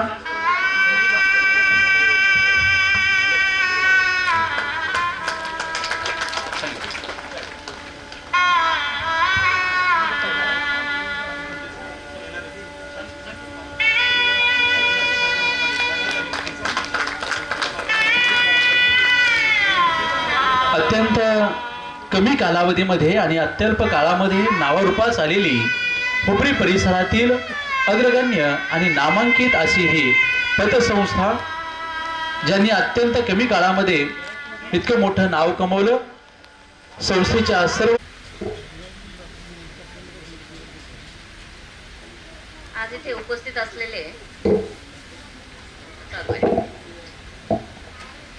उपस्थित असलेले सर्व मान्यवर, हातकणंगले तालुका ग्रामीण बिगर शेती नागरी महिला कोऑपरेटिव्ह क्रेडिट सोसायटी, सेवक पतसंस्था कर्मचारी संघटना यांचा स्नेह मेळावा 2023 या निमित्ताने उपस्थित असलेले स्टेजवरील सर्व मान्यवर आणि इथे उपस्थित असलेले सर्व कर्मचारी, अधिकारी, संचालक आणि सर्व इतर उपस्थित असलेले त्यांचे कुटुंबीय. तसं मला येऊन आता 3.5 वर्षाचा कालावधी झालेला आहे. 3.5 वर्षाच्या कालावधीमध्ये एवढा चांगला उपक्रम एखादी कर्मचारी संघटना राबवते हे मला आत्ताच कळलं. म्हणजे वास्तविक मला हे खूप अगोदर कळायला पाहिजे होतं, परंतु त्यांना विचारल्यानंतर त्यांचं असं म्हणणं आहे की ते 19 नंतर त्यांनी हा कार्यक्रम घेतलेला नाही. त्याला करोनाची थोडीशी पार्श्वभूमी लाभलेली असल्या कारणाने घेता नाही आलेला. परंतु हा उपक्रम तसा खूप चांगला आहे. याच्यामध्ये आपण आदर्श पतसंस्था आणि कर्मचारी या दोघांचाही सत्कार करता, त्यांचं कौतुक करता. हे खूप मोठी गोष्ट आहे. आता आपण पाहिलं की आता पाटील साहेबांनी म्हणाले होते की पुरस्कार आधी झाले असते आणि नंतर ते बोलले असते तर कदाचित त्यांना आणखीन विस्तृतपणे त्याच्यावर बोलता आलं असतं. तो राहिलेला गाभा मी पूर्ण करते. आता हे पुरस्कार प्राप्त जे संस्था पाहिल्या, या संस्था ग्रामीण भागातल्या विशेषतः आज घेतलेल्या आहेत त्यांनी, असं दिसून येतं. म्हणजे आपला सहकार ग्रामीण भागापर्यंत चांगल्या प्रकारे पोहोचलेला आहे याचं हेच दिसून येतं. तसं आपण जिथे काम करतोय किंवा जिथे राहतोय याला सहकाराची पंढरी म्हणतात. तुम्ही सर्वजण नशीबवान आहात, खूप चांगल्या भागात आणि खूप चांगल्या परिसरामध्ये आहात. याच्याबरोबर तुमची एक जबाबदारी पण वाढते. म्हणजे आपण जितकं चांगलं असो ते टिकवून ठेवणं आणि त्याच्यापेक्षा उत्कृष्ट होणं, हे दोन्ही गोष्टी खूप जोमाने करावे लागतात. शून्यातून निर्माण करणं एखादी करतं, पण आहे ते टिकवणं हेही तितकंच महत्त्वाचं आहे. कर्मचारी संघटनेच्या किंवा ह्या आजच्या कार्यक्रमाच्या निमित्ताने ज्यांना पुरस्कार मिळालेला आहे त्यांचं तुम्ही कौतुक करताय, सत्कार देताय. आता त्या सत्कार समारंभाच्या ज्यावेळेस तुम्ही विश्लेषण केलं त्याच्यामध्ये थोडंसं बोलता बोलता ते सांगून गेले की अमरदेव ग्रामीण पतसंस्था, ते बोलता बोलता आता सांगून गेले की आम्ही सर्व बॅचमेट आहोत. म्हणजे जे संचालक आहेत ते सर्व बॅचमेट आहेत. म्हणजे बॅचमेट यांना मिळून एखादी संस्था स्थापन करावी वाटते, गावामध्ये किंवा परिसरामध्ये एखादं व्यवसायाचं स्वरूप देऊन गरजूंची मदत करावी वाटते. चांगली गोष्ट आहे. संचालक समवयस्क किंवा कुठल्याही उद्देशाने स्थापन होऊ शकतं, कुठल्याही. याचं एक चांगलं उदाहरण आहे की बॅचमेटनी पण करता येते. त्याच्यानंतर युवा शक्ती रेंदाळचं त्यांनी सांगितलं की त्यांनी अधिकाऱ्यापेक्षाही चांगल्या दर्जाचे पगार त्यांना देतात. याचा अर्थ संस्था चांगली सक्षमपणे चालू आहे, संस्थेचा नफा चांगला आहे, त्याच्यामुळे तुम्ही तिथपर्यंत पोहोचू शकलेले आहात. हा टिकवून ठेवणं ही पण तुमची जबाबदारी आहे. आणि आता युवा शक्ती रेंदाळचं जर उदाहरण घेतलं तर तुम्हाला कर्मचाऱ्यांना परत वाटायला लागेल की यांच्यासारखे पगार आम्हाला पण हवेत. मिळू शकतात, नाही असं नाही. आपल्याकडे काही पैशाची कमतरता नाही. म्हणजे ठेवीदाराचा ओघ चांगला आहे आपल्याकडे. त्यातून तुम्ही वाटप कसं करता, वसुली कशी करता. आणि आता पाटील साहेबांनी विस्तृतपणे सांगितलेलं आहे की ऑडिटमध्ये त्यांनी काम करत असताना ऑडिटमध्ये त्यांना जे काही दोष दिसून आले किंवा जे संस्थांना करण्यासारख्या ज्या गोष्टी आहेत ते त्यांनी विस्तृत तुम्हाला सांगितलेलं आहे.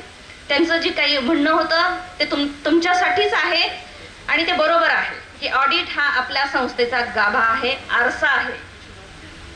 त्याच्यामुळे त्यांनी जे सांगितलेल्या सूचना आहेत ह्या तुम्ही कर्मचाऱ्यांनी, संचालकांनी काटेकोरपणे पालन करा. वित्तीय शिस्त खूप महत्त्वाची. एखादी वित्तीय संस्था चालवताना वित्तीय शिस्त खूप महत्त्वाची असते. आपण पॉईंट पैशामध्ये हिशोब ठेवतो, तिथे सुद्धा गडबड झाली तर एकत्रित ज्यावेळेस आपण नफा काढतो किंवा एकत्रित आपण ज्यावेळेस NPA काढता खूप फरक पडतो. दिसताना ती एखाद्या करदाराच्या बाबतीत किरकोळ वाटते, परंतु प्रत्यक्षात ते किरकोळ गोळा होऊन खूप मोठा क्वांटम तयार होतो. त्याच्यामुळे त्या गोष्टीकडे लक्ष देणं खूप गरजेचं आहे. निबंधक म्हणून ज्यावेळेस मी काम करत होते त्यावेळेस मला प्रकर्षाने काही गोष्टी जाणवल्या. संस्थेमध्ये संचालकाची उदासीनता आणि सभासदांची उदासीनता खूप मोठी आहे. संचालक इलेक्शन खूप जोमाने लढून येतो, निवडून येतात, परंतु तेवढ्या जोमाने संस्थेमध्ये लक्ष घालत नाही. ठराविक काळापुरतं ते काम करतात आणि निघून जातात, परंतु ते 5 वर्षाचा कालावधी हा काही कमी नाही.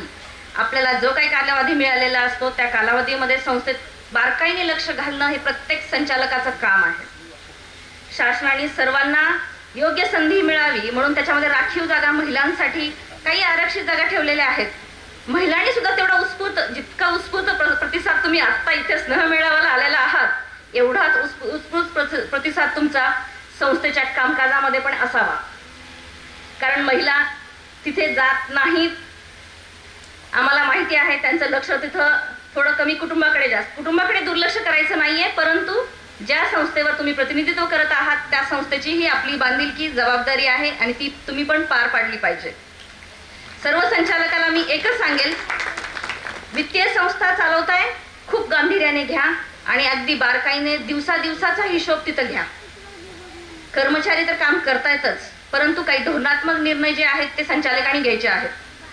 तुमचे धोरण चुकले, कर्मचारी इम्प्लिमेंट करणार नाहीत व्यवस्थित आणि परत संस्था तोट्यात जाईल. आम्ही अशा खूप चांगल्या चांगल्या संस्था पाहिलेल्या आहेत ज्या खूप कालावधी त्यांनी नावाजलेल्या होत्या, खूप चांगल्या प्रकारे डिव्हिडंड दिलेला आहे, खूप चांगल्या नफा ठेवी सगळं होतं, परंतु एखादी जरी चूक झाली तरी त्या कोसळलेल्या आहेत. सभासदाचा विश्वास खूप मोठी गोष्ट आहे. एखादी न्यूज जरी आली ना, आता केडीसीची जरी न्यूज, आता साहेबांनी सांगितलं केडीसीची न्यूज आली तर ठेवीदारावर याचा परिणाम होतो. वित्तीय संस्थेमध्ये लगेचच ठेवीदारांना असं वाटायला लागतं की माझ्या ठेवी सुरक्षित आहेत की नाहीत. हा विश्वास तुम्ही त्यांना संपादन करून द्यावा लागतो आणि ते तुमच्या कामकाजातून, तुमच्या वसुलीतून जाणवून द्यावं लागतं. त्याच्यामुळे संस्था चालवताना कर्ज वाटप हा खूप महत्त्वाचा मुद्दा आहे आणि तितकाच महत्त्वाचा वसुलीचा मुद्दा आहे. तुम्ही वसुली अधिकारी नेमता, वसुली अधिकारीचा पण आढावा तुम्ही घ्यायला पाहिजे. नुसतं वसुली अधिकारी नेमलं आणि तेच ते काम बघतील असं होत नाही. जसं संस्था नोंदणी केली की आम्ही नुसतं लक्ष दिलंच नाही, चालतं, संस्था आपोआप करते, संचालक नेमलेत ते करतात, असं होत नाही. आम्हालाही वेळोवेळी तुमच्या मीटिंग घ्याव्या लागतात, तुमचा कामकाजाचा आढावा घ्यावा लागतो, काही शासनाचे धोरणात्मक निर्णय तुमच्यापर्यंत पोहोचावे लागतात. त्याच प्रकारे तुम्ही दैनंदिन कामकाजामध्ये कर्मचारी, वसुली अधिकारी यांचा आढावा घेतलाच पाहिजे. एक थोडंसं मार्गदर्शन मी तुम्हाला करते. तुमचा स्नेह मेळावा आहे, फार काही विस्तृत सांगण्या नको, तुम्हाला कंटाळवाणं वाटेल ते सगळं. आम्ही पतसंस्थेच्या मीटिंगमध्ये हेच सांगत असतो आणि सातत्याने आम्ही तेच करत असतो. परंतु या आता इथे एवढा मोठा क्वांटम गोळा झालेला आहे, त्यांच्यापर्यंत हा मेसेज जावा आणि भविष्यातल्या ज्या काही बुडणाऱ्या संस्था आहेत त्या वाचाव्यात, हाच आमचा उद्देश आहे. त्याच्याबरोबरच तुम्ही नियामक मंडळाचा एक विषय मांडला, नियामक की ठेवींना संरक्षण हवं. हा विषय वरिष्ठ पातळीवर चर्चेत आहे. नियामक मंडळाची स्थापना त्यासाठीच झालेली आहे की पतसंस्थावर बँकावरती आरबीआयचं नियंत्रण आहे, आरबीआयचं ऑडिट आहे, आरबीआयचं सेंट्रल गव्हर्नमेंट किंवा स्टेट गव्हर्नमेंट यांचं पूर्ण त्यांचे नियम आहेत. परंतु पतसंस्थेच्या बाबतीत तेवढ्या गांभीर्याने एक आर्थिक व्यवस्था असतानाही त्याच्यासाठी नियंत्रण नाही आहे, त्याचं बारकाईनं ऑडिट नाही होत. स्थानिक पातळीवर आता जे ऑडिट होतं, आता ऑडिटर साहेबांनी जे सांगितलं, या चुकांचं पण मॉनिटरिंग काहीतरी व्हायला पाहिजे. त्याच्यासाठी व्यवस्था नव्हती, त्याच्यासाठी नियामक मंडळ अस्तित्वात आलेलं आहे. नियामक मंडळाने जे काही धोरणं सुचवली होती ती त्यांच्या पातळीवरून होती. तुमच्या पातळीवरून त्याच्यातून जे काही सुधारणा सुचवल्या गेल्या त्यानुसार त्यात बदल होतील. तुम्ही सातत्याने ते सुधारणा त्यांच्यापर्यंत पोहोचवत आहात, चांगलं काम आहे आणि आम्ही पण तुमच्या सगळ्या सूचना वरिष्ठापर्यंत पोहोचवत असतो. सातत्याने ज्यावेळेस आमच्या पतसंस्थेच्या बाबतीत मीटिंग होतात, चर्चा होतात, तेव्हा अगदी बारकाईने आम्ही ह्या संस्थांच्या, कारण आम्ही ह्या संस्थांना अगदी जवळून बघितलेलं असतं, तुमचं कामकाज, तुमचं सगळं आम्हाला माहिती असतं. त्याच्यामुळे आमचा तुमच्यापर्यंतची माहिती आम्ही त्यांच्यापर्यंत कायम देत असतो. आत्तापर्यंत त्यांनी कडक धोरण न राबवण्याचं कारण हेच आहे की वस्तुस्थिती त्यांच्यापर्यंत पोहोचलेली असते, त्यात चेंजेस ते करणार आहेत आणि भविष्यात खूप चांगलं नियामक मंडळ अस्तित्वात येईल. जे काही त्रुटी राहिलेल्या आहेत त्या दुरुस्त्या निश्चित होतील आणि ठेवीदाराला संरक्षण मिळणार आहे. त्याच्यासाठी धोरण आखणी चालू आहे, भविष्यामध्ये ते आपल्याला दिसूनच येईल. दुसरा विषय होता सेवा नियम, कर्मचाऱ्याच्या सेवा नियमाचा, कर्मचाऱ्यांच्या सगळ्यात जिव्हाळ्याचा विषय. माझ्या प्रत्येक मीटिंगमध्ये हा विषय चर्चेला जातो. मी असेपर्यंत तरी काही बऱ्याच संस्थांनी स्वतःहून सेवा नियम आणखीन लागू करून घेतलेले नाही. सर्व संस्थांना माझं हेच म्हणणं आहे की आदर्श सेवा नियम आहेत, त्याच्यामध्ये थोडे फेरफार करण्याचे अधिकार तुम्हाला असतात. तुम्ही ते तुमच्या संचालक मंडळाच्या मीटिंगमध्ये फायनल करून वार्षिक सर्वसाधारणांची मान्यता घेऊन तुम्ही ते प्रस्ताव मंजुरीसाठी आमच्याकडे सादर करू शकता. तुमच्या कर्मचाऱ्याला तुमच्या संस्थाबद्दल शाश्वती वाटली पाहिजे, त्याला तितका आपुलकी वाटली पाहिजे, त्याच्यासाठी हे सेवा नियम आहेत. तो सेवा देतोय, मी वर्षाची देतोय, मी निघून जातोय असं त्याला वाटलं नाही पाहिजे. त्याच्या दीर्घकालीन सेवेची त्याला शाश्वती पाहिजे, त्याने केलेल्या सेवेचं त्याला मिळणारं लाभाचं पण त्याला शाश्वती पाहिजे. याच्यासाठी सेवा नियम असतात. याच्यामध्ये संचालकाला किंवा बाकीच्याला काहीही फरक पडत नाही. तुम्ही आत्ता सेवा देतोयच ना त्यांना, फक्त त्याला एक कायद्याचं स्वरूप प्राप्त होतं. त्याच्यामुळे तुम्ही सगळ्यांनी सेवा नियम पण लवकरात लवकर जेवढे शक्य आहेत तेवढे आता येणाऱ्या वार्षिक सर्वसाधारण सभेमध्ये ठेवून मान्यता घ्या. आता तुम्ही हा जो स्नेह मेळावा आयोजित केलेला आहे, दरवर्षी करताय, याच्यामध्ये आणखीन एक सजेशन माझं असं राहील की आता मी जसे म्हणाले की संचालकांना संस्थेमध्ये रस निर्माण व्हावा, याच्यासाठी आदर्श संचालकाचे पण काही पुरस्कार तुम्ही ठेवा. कर्मचाऱ्याचे तुम्ही छान ठेवलेले आहेत, पतसंस्थेला देताय, त्याच्याबरोबर संचालकांनाही द्या, जेणेकरून संचालकांनाही वाटेल अरे मी पण चांगलं काम केलं तर माझं पण कौतुक होणार आहे. बाकी आता माझा काही 3-3.5 वर्षाचा कार्यकाळ संपलेला आहे. मी आले होते, आता माझा जाण्याचा कार्यकाळ सुरू झालेला आहे. याच्यामध्ये तुमच्या पतसंस्थेचं सहकार्य पण आम्हाला खूप छान लाभलेलं आहे. एखादी गोष्ट तुमच्या संघटनेमार्फत आम्ही संस्थापर्यंत पोहोचवण्याचा प्रयत्न केला तर ती पोहोचत होती. संघटनेनं खूप चांगलं काम केलेलं आहे याच्यामध्ये. म्हणजे एवढ्या मोठा क्वांटम हातकणंगलेमध्ये संस्थांचा असताना प्रत्येक संस्थेपर्यंत पोहोचणं हे आम्हाला शक्य होत नव्हतं. परंतु छोटे छोटे संस्थेपर्यंत सुद्धा जर एखादा आमचा निरोप द्यायचा असेल तर तुमच्या कर्मचारी संघटनेनं खूप चांगल्या प्रकारे ती व्यवस्था केलेली होती. त्याच्यामुळे तो निरोप, ती परिपत्रकं प्रत्येक संघटनेने कामकाज करावं आणि सगळे कर्मचारी हित, संस्था हित लक्षात घेऊन बऱ्याच गोष्टी कराव्यात अशा मी तुम्हाला शुभेच्छा देऊन मी माझे 2 शब्द संपवतो. धन्यवाद मॅडम. आपलं तर उत्तरोत्तर आमची प्रगती नक्कीच होईल. धन्यवाद, आपलं मार्गदर्शन आम्हाला मिळालं. यानंतर आजच्या या कार्यक्रमामध्ये आणि सोहळ्यामध्ये गुणवंत कामगारांचा जीवनापासून सहकार्याची आवड असलेली 1989 पासून कामात ज्यांनी सुरुवात केली, जवळजवळ 34 वर्ष clerk, senior clerk, cashier, accountant अशा विविध टप्प्यावरती यशस्वीरित्या काम केले. आज संस्थेच्या 5 शाखा असून 82 कर्मचारी कार्यरत आहेत. संस्थेच्या 188 कोटीहून अधिक ठेवी आहेत. 144 कोटी इतकी कर्जे असून 41 कोटीहून अधिक गुंतवणूक असलेल्या या सोसायटीचे मॅनेजर सन्माननीय श्री राजकुमार पोळसाहेब यांचा डॉक्टर सौ प्रगती बागल मॅडम, उपनिबंधक सहकारी संस्था, आपण सन्मान चिन्ह देऊन यांचा गुणवंत कामगार Bhavani urban cooperative credit society आणि या सोसायटीचे संचालक मंडळ राजकुमार मुकुटराव पोळसाहेब, सर्व संचालक मंडळ, या सर्वांसाठी एकदा जोरदार टाळ्या वाजवून यांचा आपण हार्दिक हार्दिक अभिनंदन. हातकणंगले तालुक्यामधील सगळ्यात मोठी असणारी 7 शाखांमधून या संस्थेचं, या सोसायटीचं जवळपास 5 शाखा असून 7 शाखा असून जवळपास 82 कर्मचारी या संस्थेमध्ये हातकणंगले तालुक्यामध्ये खूप मोठं नाव कमवलेलं आहे.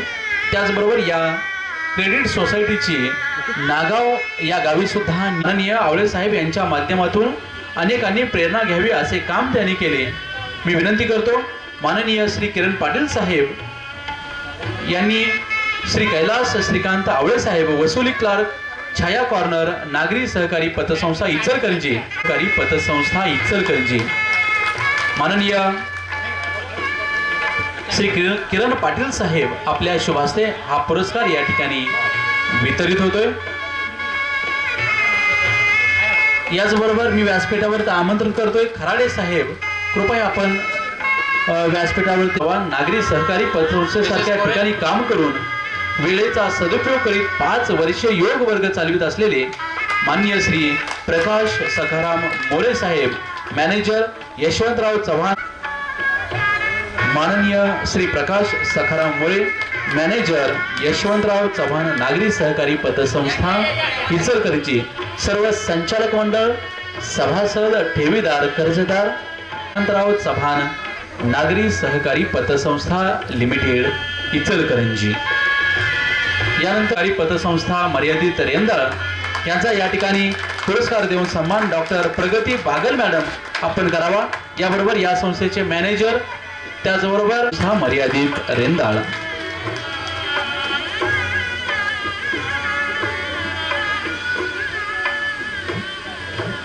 यानंतर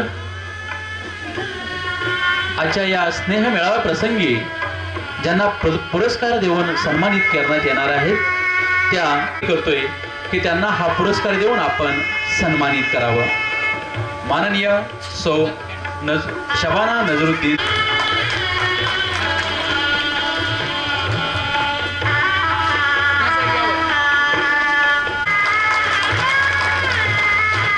किनी येथील लक्ष्मी सरस्वती पतसंस्थेच्या या मॅनेजर आहेत. जवळपास 10 कोटीच्या डिपॉझिट्स आहेत आणि अगदी संस्थेच्या कामकाजातून उठवला. तत्पर विनम्र सेवा देऊन त्यांनी जनमानसात आपली प्रतिमा उंचवली.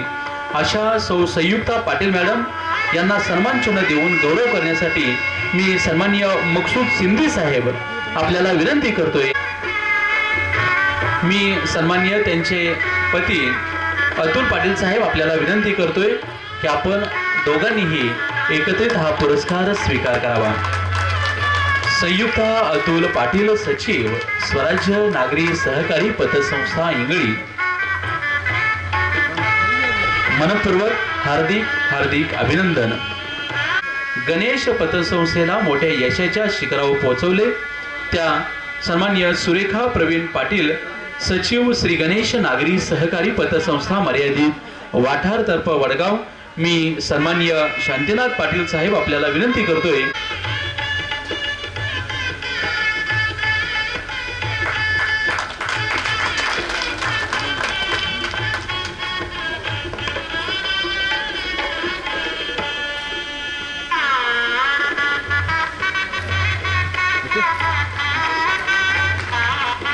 यानंतर ज्यांचा या ठिकाणी करतायत त्यांचा सन्मान या ठिकाणी होत आहे.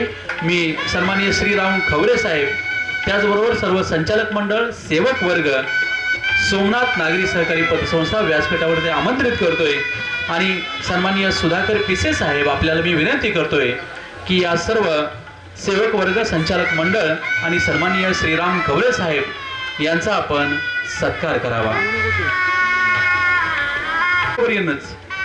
शिपाई कर्मचाऱ्यांना देखील सत्कार देऊन सन्मान. श्रीराम खवरे शिपाई सोमनाथ नागरी सहकारी पतसंस्था लाटवले सर्व संचालक मंडळ सेवक. स्नेह मेळावा आदर्श पतसंस्था गुणवंत कर्मचारी पुरस्कार वितरण सोहळा कार्यक्रमाचे प्रमुख अतिथी सर्व इतर उपस्थित पतसंस्थेचे चेअरमन संचालक कर्मचारी हा प्रत्येक संस्थेचा आत्मा असतो आणि हा आत्मा जिथं व्यवस्थित आहे ती संस्था व्यवस्थितच राहणार याबद्दल शंका घ्यायचं काही कारण नाही.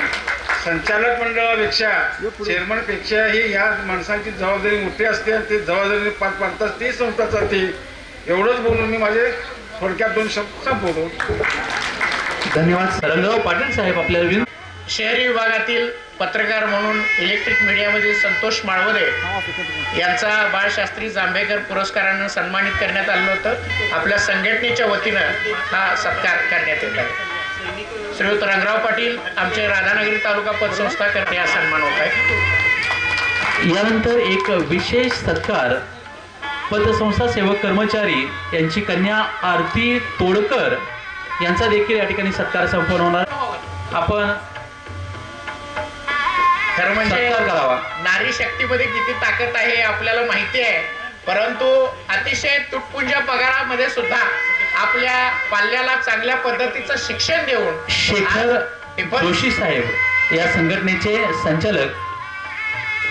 डिफेन्स मध्ये तोडकर यांच्या कन्येचं सिलेक्शन झालं 12,000 मुलींच्या मधून आणि अशा या मुलीचं कौतुक करणं आमच्या संघटनेचं कर्तव्य आहे.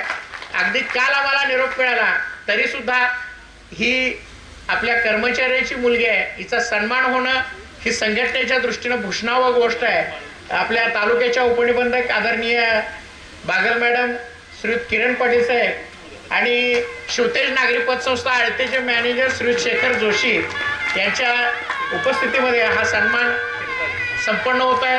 आपल्या पाल्याने सुद्धा अशाच पद्धतीचं यश संपादन करावं. तालुका पतसंस्था कर्मचारी संघटनेच्या वतीनं हा जो स्नेह मेळावा आयोजित केलेला आहे या स्नेह मेळाव्याच्या प्रसंगी उपस्थित विशेष जिल्हा लेखापरीक्षक आणि आमचे जुने मित्र किरण पाटील साहेब, सन्माननीय या तालुक्याच्या उपनिबंधक बागल मॅडम, त्याचप्रमाणे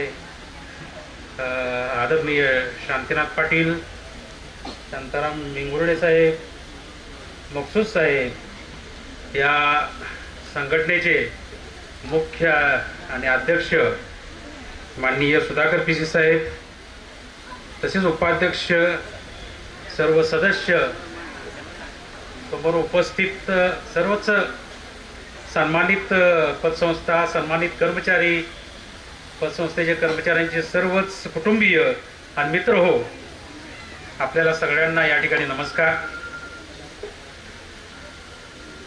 सर्वप्रथम मी पतसंस्था कर्मचारी संघटनेच्या कामाचं इथं कौतुक करतो की त्यांनी गुणवंत कामगार आणि सर्वोत्तम किंवा आदर्श पतसंस्था हे जे 2 पुरस्कार दिलेले आहेत विविध संस्थांना किंवा विविध कर्मचाऱ्यांना, तर त्यांचं त्या कामाचं म्हणजे त्यामुळं संस्था अधिक कार्यक्षम होतील, अधिक चांगल्या काम करण्यासाठी प्रयत्न करतील, त्यांना या गोष्टीमुळे प्रोत्साहन मिळतंय, त्याबद्दल त्यांचं अभिनंदन.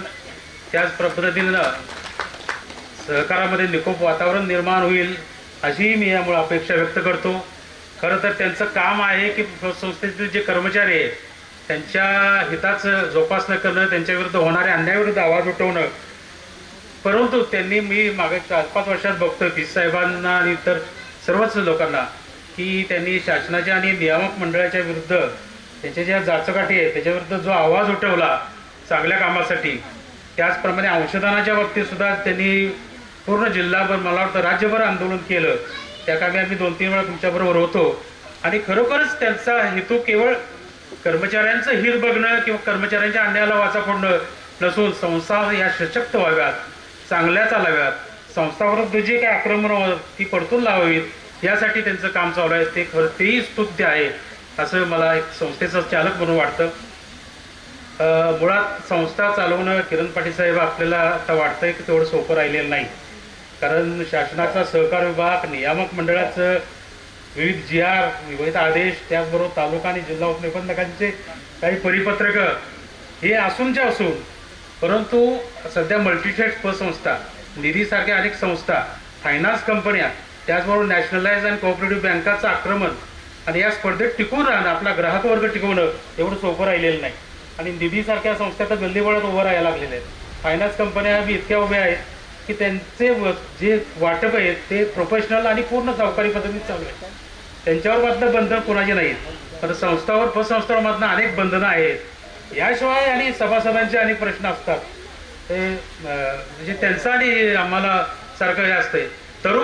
तरीही सुद्धा सहकार चळवळीमध्ये काही खूप प्रवृत्ती शिरलेल्या असतील त्या दूर करू, त्यामध्ये राजकारण न आणता जर संस्था चांगल्या चालवल्या तर निश्चितच आपल्या समाजाला फायदा आहे त्याचा. मुळात महाराष्ट्र किंवा भारताच्या एकूण पूर्वीच्या इतिहासामध्ये सहकार चळवळीला फार महत्त्व आहे. कारण सहकार चळवळीमुळं लोकांचं जीवनमान उंचावलं, लोकांची सर्वांगीण प्रगती झाली, लोकांचा आर्थिक स्तर जीवनाचा उंचावला. पश्चिम महाराष्ट्रात तर जास्त चांगल्या पद्धतीने तिथं यश सहकार चळवळीला मिळालेलं. आणि ही सहकार चळवळी काही खूप प्रवृत्ती जर यातनं बाहेर गेल्या तर लोकोपयोगी आणि समाज उपयोगी अशी जी सहकार चळवळ आहे ती टिकावी, त्यासाठी आपण अधिकारी वर्ग, आम्ही संस्था लोक आणि शासनानं प्रयत्न करणं फार गरजेचं आहे असं मनोगणी मला वाटतं. मुळात पतसंस्था कर्मचाऱ्यांची ही जी संघटना आहे त्या संघटनेचे कर्मचारी सुद्धा अल्पशा पगारावर काम करतात किंवा काही वेळा तात्पुरत्या स्वरूपात काम करतात. संस्थांचं अस्तित्व काही वेळ टिकेल का नाही अशीही त्यांच्या मनात भीती असते.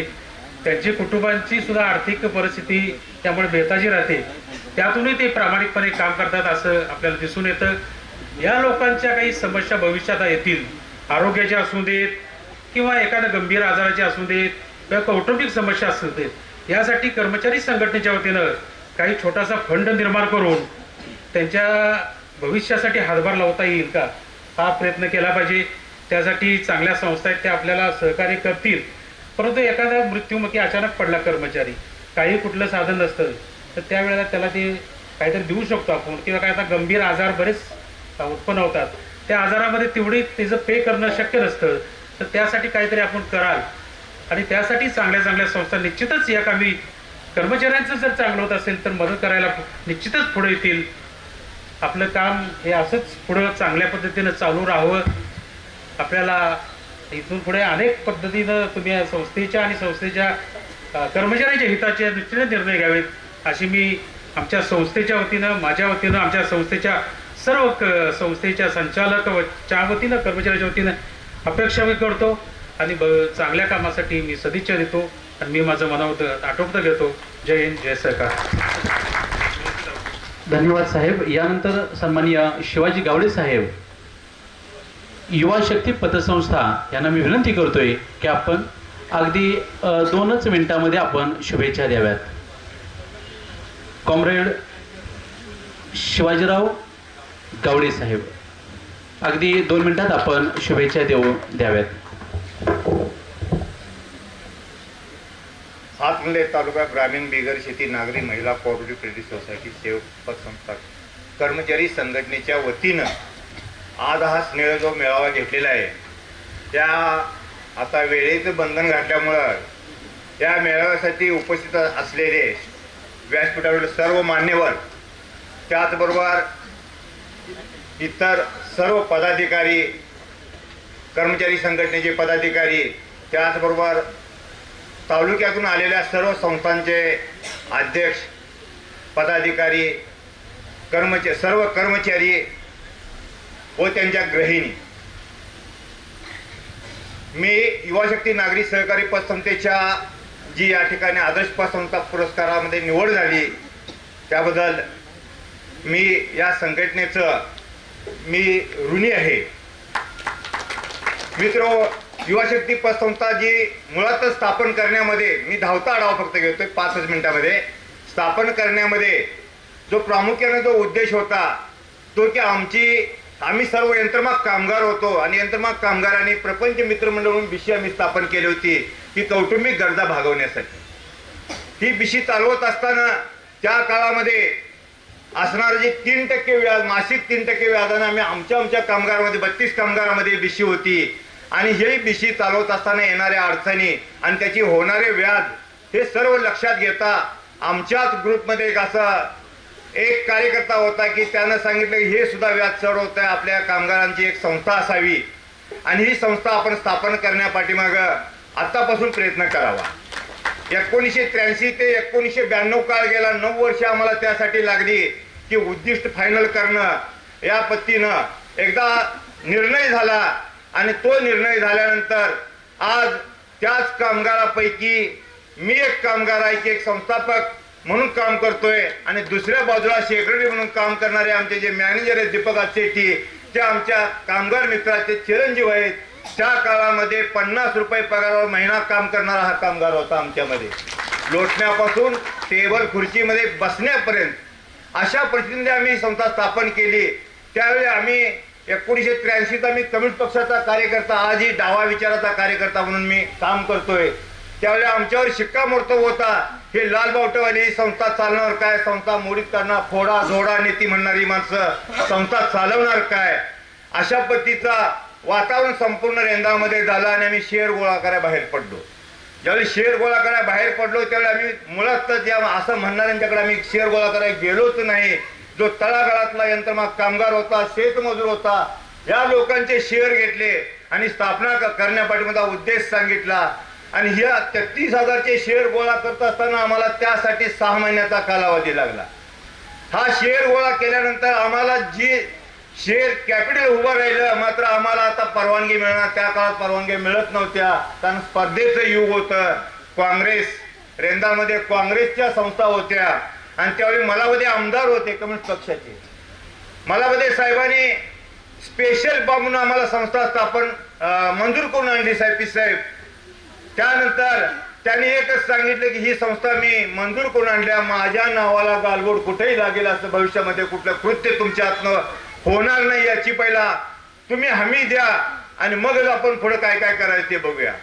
मलावदे साहेबांना 1993 साली त्या काळामध्ये माझ्यासारख्या आणि माझ्या संपूर्ण प्रवर्तक मंडळानं शब्द दिला होता की ही संस्था अशा पद्धतीने आम्ही चालवून दाखवतो की भविष्यातली आदर्श पतसंस्था असेल आणि आज या ठिकाणी ते सिद्ध झालेलं आहे असं मला वाटतंय. एका बाजूला आम्ही कम्युनिस्ट पक्षाचं काम करत असताना दुसऱ्या बाजूला कोणतंही राजकीय पाठबळ नव्हतं, कोणतंही सहकार्याचं पाठीमागं झालं नव्हतं. असा अकेला चलो रे ह्या पद्धतीनं आम्ही संस्था चालवत राहिलो. त्यासाठी ठिवी गोळा करणं असेल, ठिवी गोळा करण्यासाठी वेगळ्या काही योजना राबवायच्या काय, अशा पद्धतीची भूमिका घेऊन आम्ही अभ्यास करत राहिलो. त्यावेळी आम्हाला संभाजी खाडे म्हणून जे लोकल ऑडिटर म्हणून होते ते आज बाहेर सांगोल्याला मुलीकडे, त्याने आम्हाला वेगळ्या पद्धतीचं मार्गदर्शन केलं आणि एक चाकोरी घालून दिली. खऱ्या अर्थानं त्यांचा या ठिकाणी मी उल्लेख करू इच्छितो की त्यांनी घातलेल्या चाकोरीतून आम्ही आज तागायत पुढे जात आहोत म्हणून आज संस्था एक चांगल्या पद्धतीने नावारूपाला येत आहे. आज संचालक मंडळ जे आजही 30 वर्षे पूर्ण झाले संचालक मंडळ आज जे कार्य करत आहे, हे कार्य करत असताना सुद्धा आज कोणत्याही पद्धतीचा भत्ता आज तागायत घेतला जात नाही. मी स्वाभिमानाने या ठिकाणी उल्लेख करू इच्छितो. बँकामध्ये रिझर्व्ह बँकेनं बंधन घातलं की संचालक म्हणून काम करत असताना संचालकांना बँकेमध्ये कर्ज घ्यायचं नाही. आम्ही स्वतः नैतिकता म्हणून आमच्या संचालकांनी बंधन गेले 10 वर्षापूर्वी घालून घेतले की आम्ही आमच्या संस्थेमध्ये कोणत्याही पद्धतीचं कर्ज घेणार नाही. त्यासाठी बाहेरच्या बँकामध्ये कर्ज देण्यासाठी माझ्यासारखा कार्यकर्ता जबाबदार राहून त्यांना कर्ज द्यायची व्यवस्था केली. आज स्वाभिमानाने सांगू इच्छितोय की आज आमचा कर्मचारी आहे, हा कर्मचारी ज्याचा या ठिकाणी कर्मचारी संघटनेनं आमचा या ठिकाणी उल्लेख केला मगाशी की कर्मचाऱ्याला चांगल्या पद्धतीनं पगार देणारी संस्था म्हणून आज पिसाहेब हे कर्मचारी आज जरी कर्मचारी म्हणून जरी तुम्ही बघत असाल तर मी आणि आमचा संचालक बोर्ड आणि युवा शक्ती परिवार त्यांच्याकडे कर्मचारी म्हणून न बघता युवा शक्तीचा परिवारचा एक घटक म्हणून बघतोय. म्हणून आज ते चांगल्या पद्धतीने आज ते उभा राहिलेले आहेत. आज त्यांना पगार देत असताना मी आवर्जून सांगू इच्छितो 31/3/22 असणाऱ्या उत्पन्नावर 1 एप्रिल 22 ते 31 मार्च 23 पर्यंत ते पगार घेणार होते. त्यांच्या लक्षात आलं की आपण आदर्श पोट नियमाचं थोडंसं उल्लंघन होतंय तर आम्ही हा पगार घ्यायला लायक ठरत नाही. आम्ही तर अजून वेळ कमी पडतोय. चेअरमनला मी दिलेला शब्द पाळू शकलो नाही. त्यामुळे तिने स्वतःहून मला सांगून की 1 एप्रिल 2022 ते 31 मार्च 23 पगार वाढीव पगार उचललेला नाही. या ठिकाणी मी आवर्जून उल्लेख करू इच्छितोय. सर्वांनाच पगार आहे. तर माझा असा सांगण्याचा उद्देश की आज संस्था मोठी करण्यापाठीमाग जसं संचालक बोर्ड जबाबदार आहे तसंच कर्मचाऱ्याची युनिटी जबाबदार आहे. आज कर्मचारी राबत असताना कर्मचाऱ्याला मी काळ वेळेचं बंधन कधी ठेवलं नाही. कारण माझ्या घरची बायको मला म्हणते युवा शक्ती माझी सवत आहे अशा पद्धतीचा वेळ मी तिथं देतोय. त्यामुळे कर्मचारी त्याच पद्धतीने तिथं राबतोय. सकाळी 6ला तर 6ला बोलवतो वसूलला. कुणालाही उपद्रव होईल असं आम्ही कुणालाही त्रास कर्जलाही दिला जात नाही. अगदी कोरोना काळामध्ये सुद्धा 0.58% थकबाकी असणारी पतसंस्था आहे.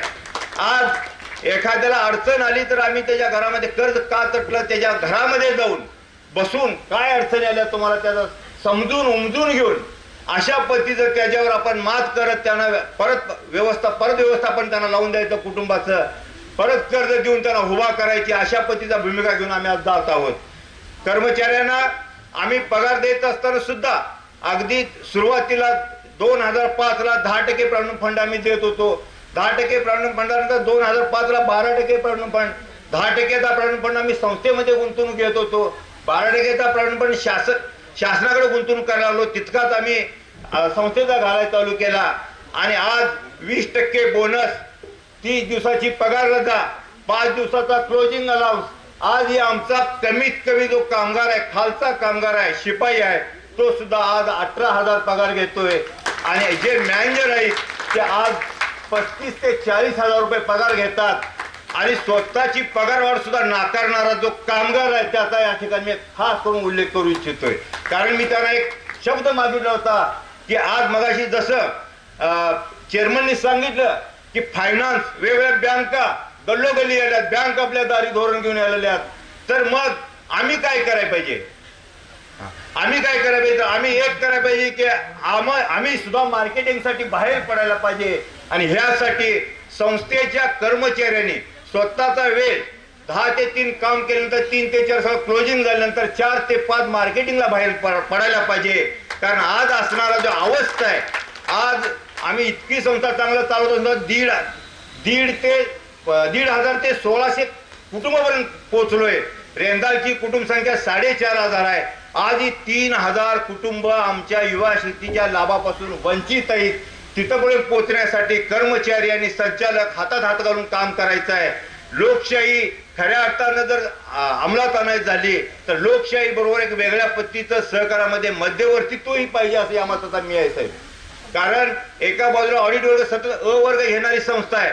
एक काल मला असा अनुभव आला की ऑडिट झालं त्यावेळी ऑडिटमध्ये तुम्हाला ब वर्ग मिळणार आहे साहेब, तुम्हाला काय द्यायचं आहे ते द्या, आम्हाला मान्य असेल.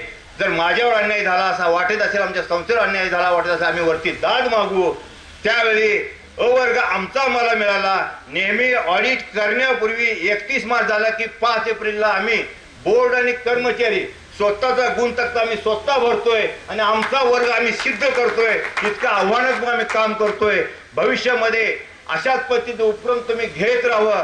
कर्मचाऱ्यांच्यासाठी मी एक या ठिकाणी सांगू इच्छितोय की भविष्यामध्ये कर्मचाऱ्याला सुद्धा झोपत सुद्धा वाटलं पाहिजे की मी ज्या संस्थेमध्ये काम करतोय ती संस्था माझी आहे, मी संस्थेचा आहे, असं ज्यावेळी वाटेल ब्रीद वाक्य तयार होईल त्यावेळी संस्था मोठ्या व्हायला वेळ लागणार नाही. तर या कर्मचारी संघटनेच्या वतीने जो मेळावा या ठिकाणी आयोजित केला आहे त्या सर्व कर्मचाऱ्यांना मी विनंती करतोय की या संस्थेच्या सर्व कर्मचाऱ्यांनाही वाटलं मी जसं म्हटलो तसं वाटायला पाहिजे. ह्या मी संस्थेचा घटक आहे, संस्थेसाठी मी काम करणं गरजेचं आहे. त्या पद्धतीनं काम करत राहिला तर प्रत्येक जण आपल्या आपल्या पदावर स्थिर राहून संस्था चांगल्या पद्धतीने चालतील आणि सहकार्याचं जाळं खऱ्या अर्थानं आपल्या तालुक्यामध्ये महाराष्ट्रामध्ये जे उद्दिष्ट आहे ते पूर्ण होईल अशा पद्धतीच्या अपेक्षा बाळगून मी माझे 2 शब्द संपवितो. जय हिंद, जय हिंद. धन्यवाद साहेब. आपल्या या तडफदार वक्तव्यानंतर ज्यांनी मधाळ वाणीतून आणि गेली अनेक मिनिटे म्हणून 2 तास तब्बल ज्यांच्या उपस्थितीत हा सुमधुर कार्यक्रम संपन्न होतोय, ज्यांच्या मधाळ वाणीतून वक्तृत्वहीन सहृदयी श्रवणीय आणि ज्यांच्या उदात्त अशा भावनेतून दातृत्वहीन संवेदनशील असा हा कार्यक्रम ज्यांच्या उपस्थितीत संपन्न होतोय ते सर्व व्यासपीठावर मान्यवर पाहुणे यांचं मी आभार प्रदर्शन करण्यासाठी मी सन्माननीय अनिल हजारे साहेब यांना व्यासपीठावरती आमंत्रित करतोय. तत्पूर्वी आजच्या कार्यक्रमाचं नियोजनबद्ध सूत्रसंचलन केलं आहे माननीय श्री गुरव सर. मी व्यासपीठावर बोलवतो आणि शिरोळ तालुक्याचे आमचे संघटनेचे अध्यक्ष आहेत रमेश कुमार मुठारी यांना विनंती करतो की त्यांनी त्यांचा सन्मान करावा. खरं म्हणजे थोडीशी जेवणाची वेळ लांबलेली असं आपल्याला वाटत असेल, परंतु स्नेह मेळाव्याच्या माध्यमातून हा सत्कार समारंभ आदर्श पतसंस्था कर्मचारी पुरस्कार असेल, आदर्श पतसंस्था असतील, पत्रकार बंधू असतील, ग्रामपंचायत सदस्य असतील, या सर्वांचा सत्कार झाल्यानंतर स्नेहभोजन आपण घ्यायचं आहे.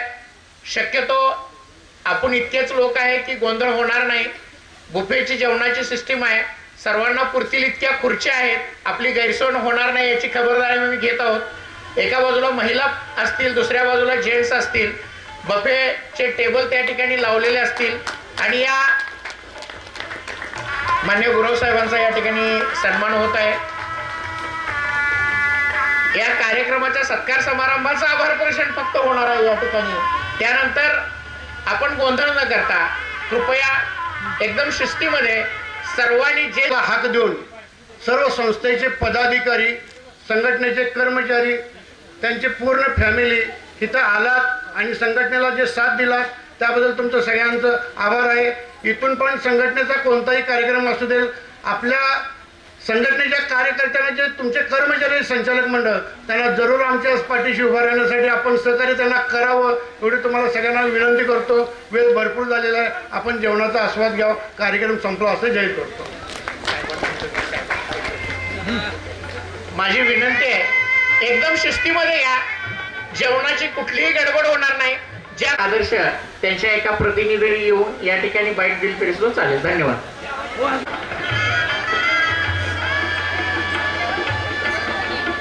नमस्कार, मी कमलाकर आनंद पडके, धन्वंतरी नागरी पतसंस्था हुपरी भोजन मिळालंय संतोषराव नागरे क्लार्क म्हणून काम करतो. आत्ताच मला आपले जे सर्व कर्मचारी बनवायले त्यांची ग्रामपंचायत सदस्यपदी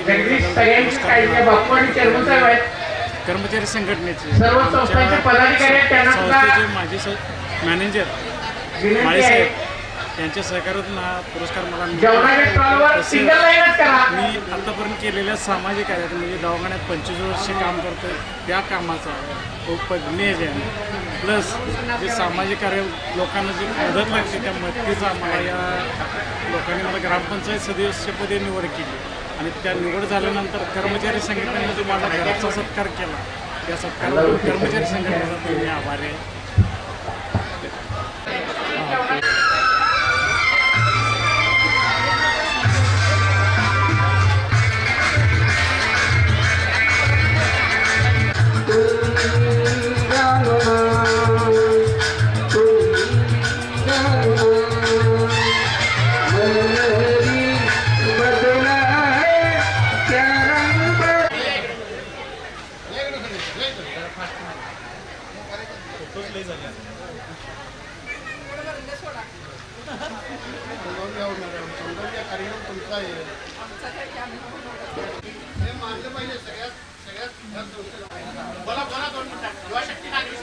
युवा शक्ती नागरी सहकारी पतसंस्था रेंदाळ या संस्थेचे सर्व कर्मचारी व गौरव करून घ्यायला पुन्हा स्टेजवर आले.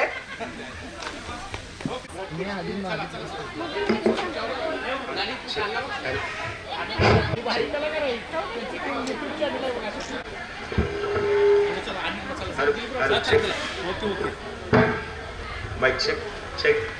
Hello hello. ठीक आहे.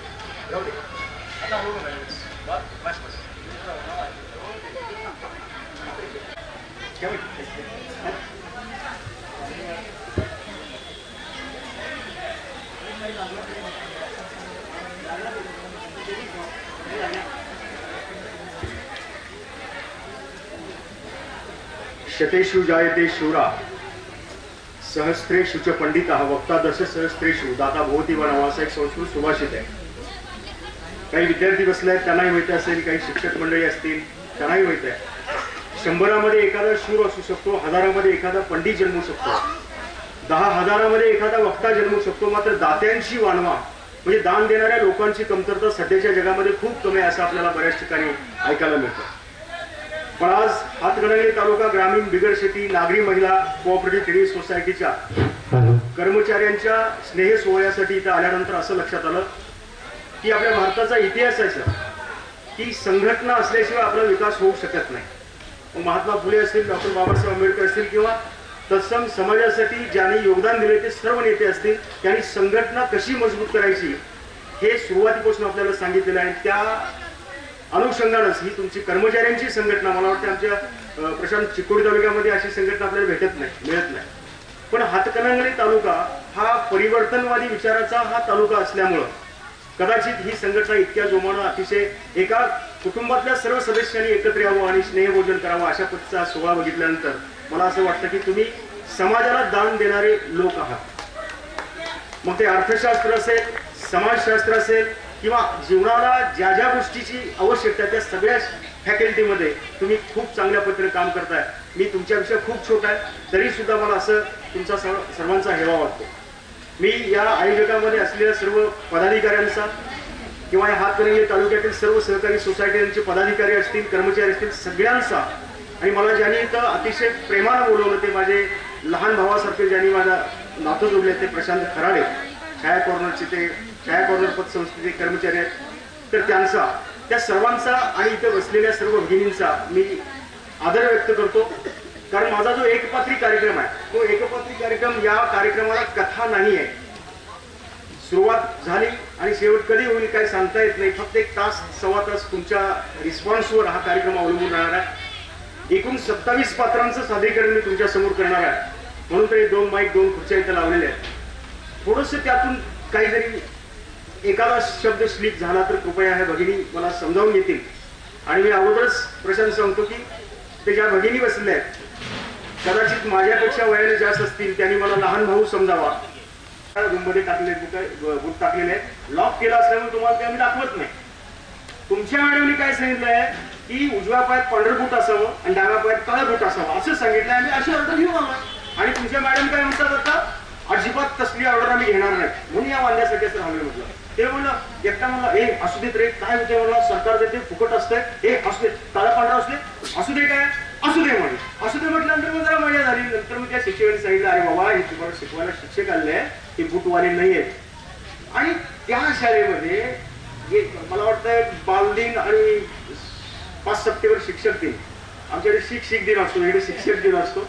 तर शिक्षक दिना दिवशी आमच्या एका स्टाफ मेंबरमध्ये एक मजा अशी झाली की मी यायच्या 8 दिवस अगोदर तिकडे खानापूरच्या जंगलात एक छोटंसं गाव आहे, त्या शाळेतून एक शिक्षक अतिरिक्त शिक्षक म्हणून आले होते.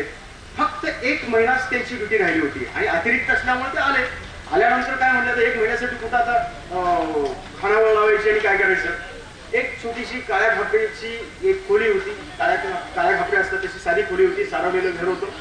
तशा ठिकाणी ते गुडके राहायचे. त्यांचं नाव होतं बशा ठिकाणी सर. आता बशा ठिकाणी म्हणजे मला लक्षात येईल, बशा म्हणजे बसवंत शामराव ठिकाणी असं काहीतरी होतं ते.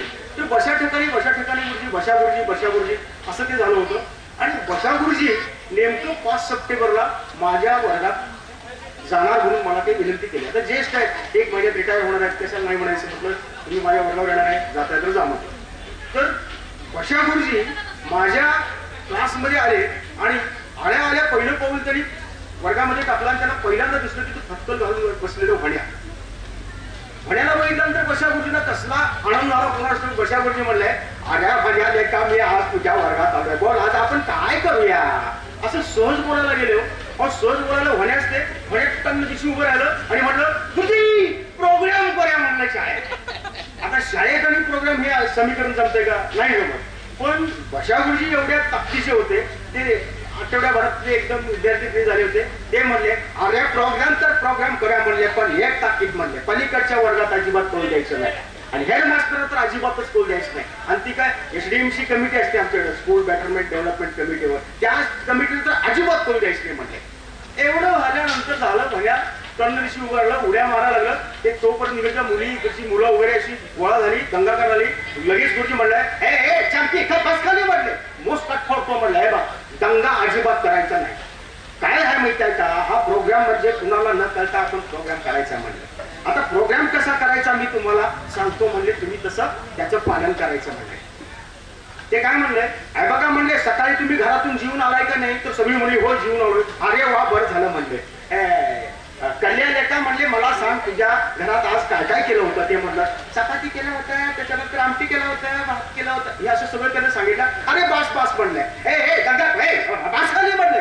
मुलं उभं राहायची ती मध्ये असं सगळा वर्ग शांत केल्याने म्हणले, हे बघा म्हणले, 3रा तास संपल्यानंतर मी तुम्हाला घराकडे सोडतो.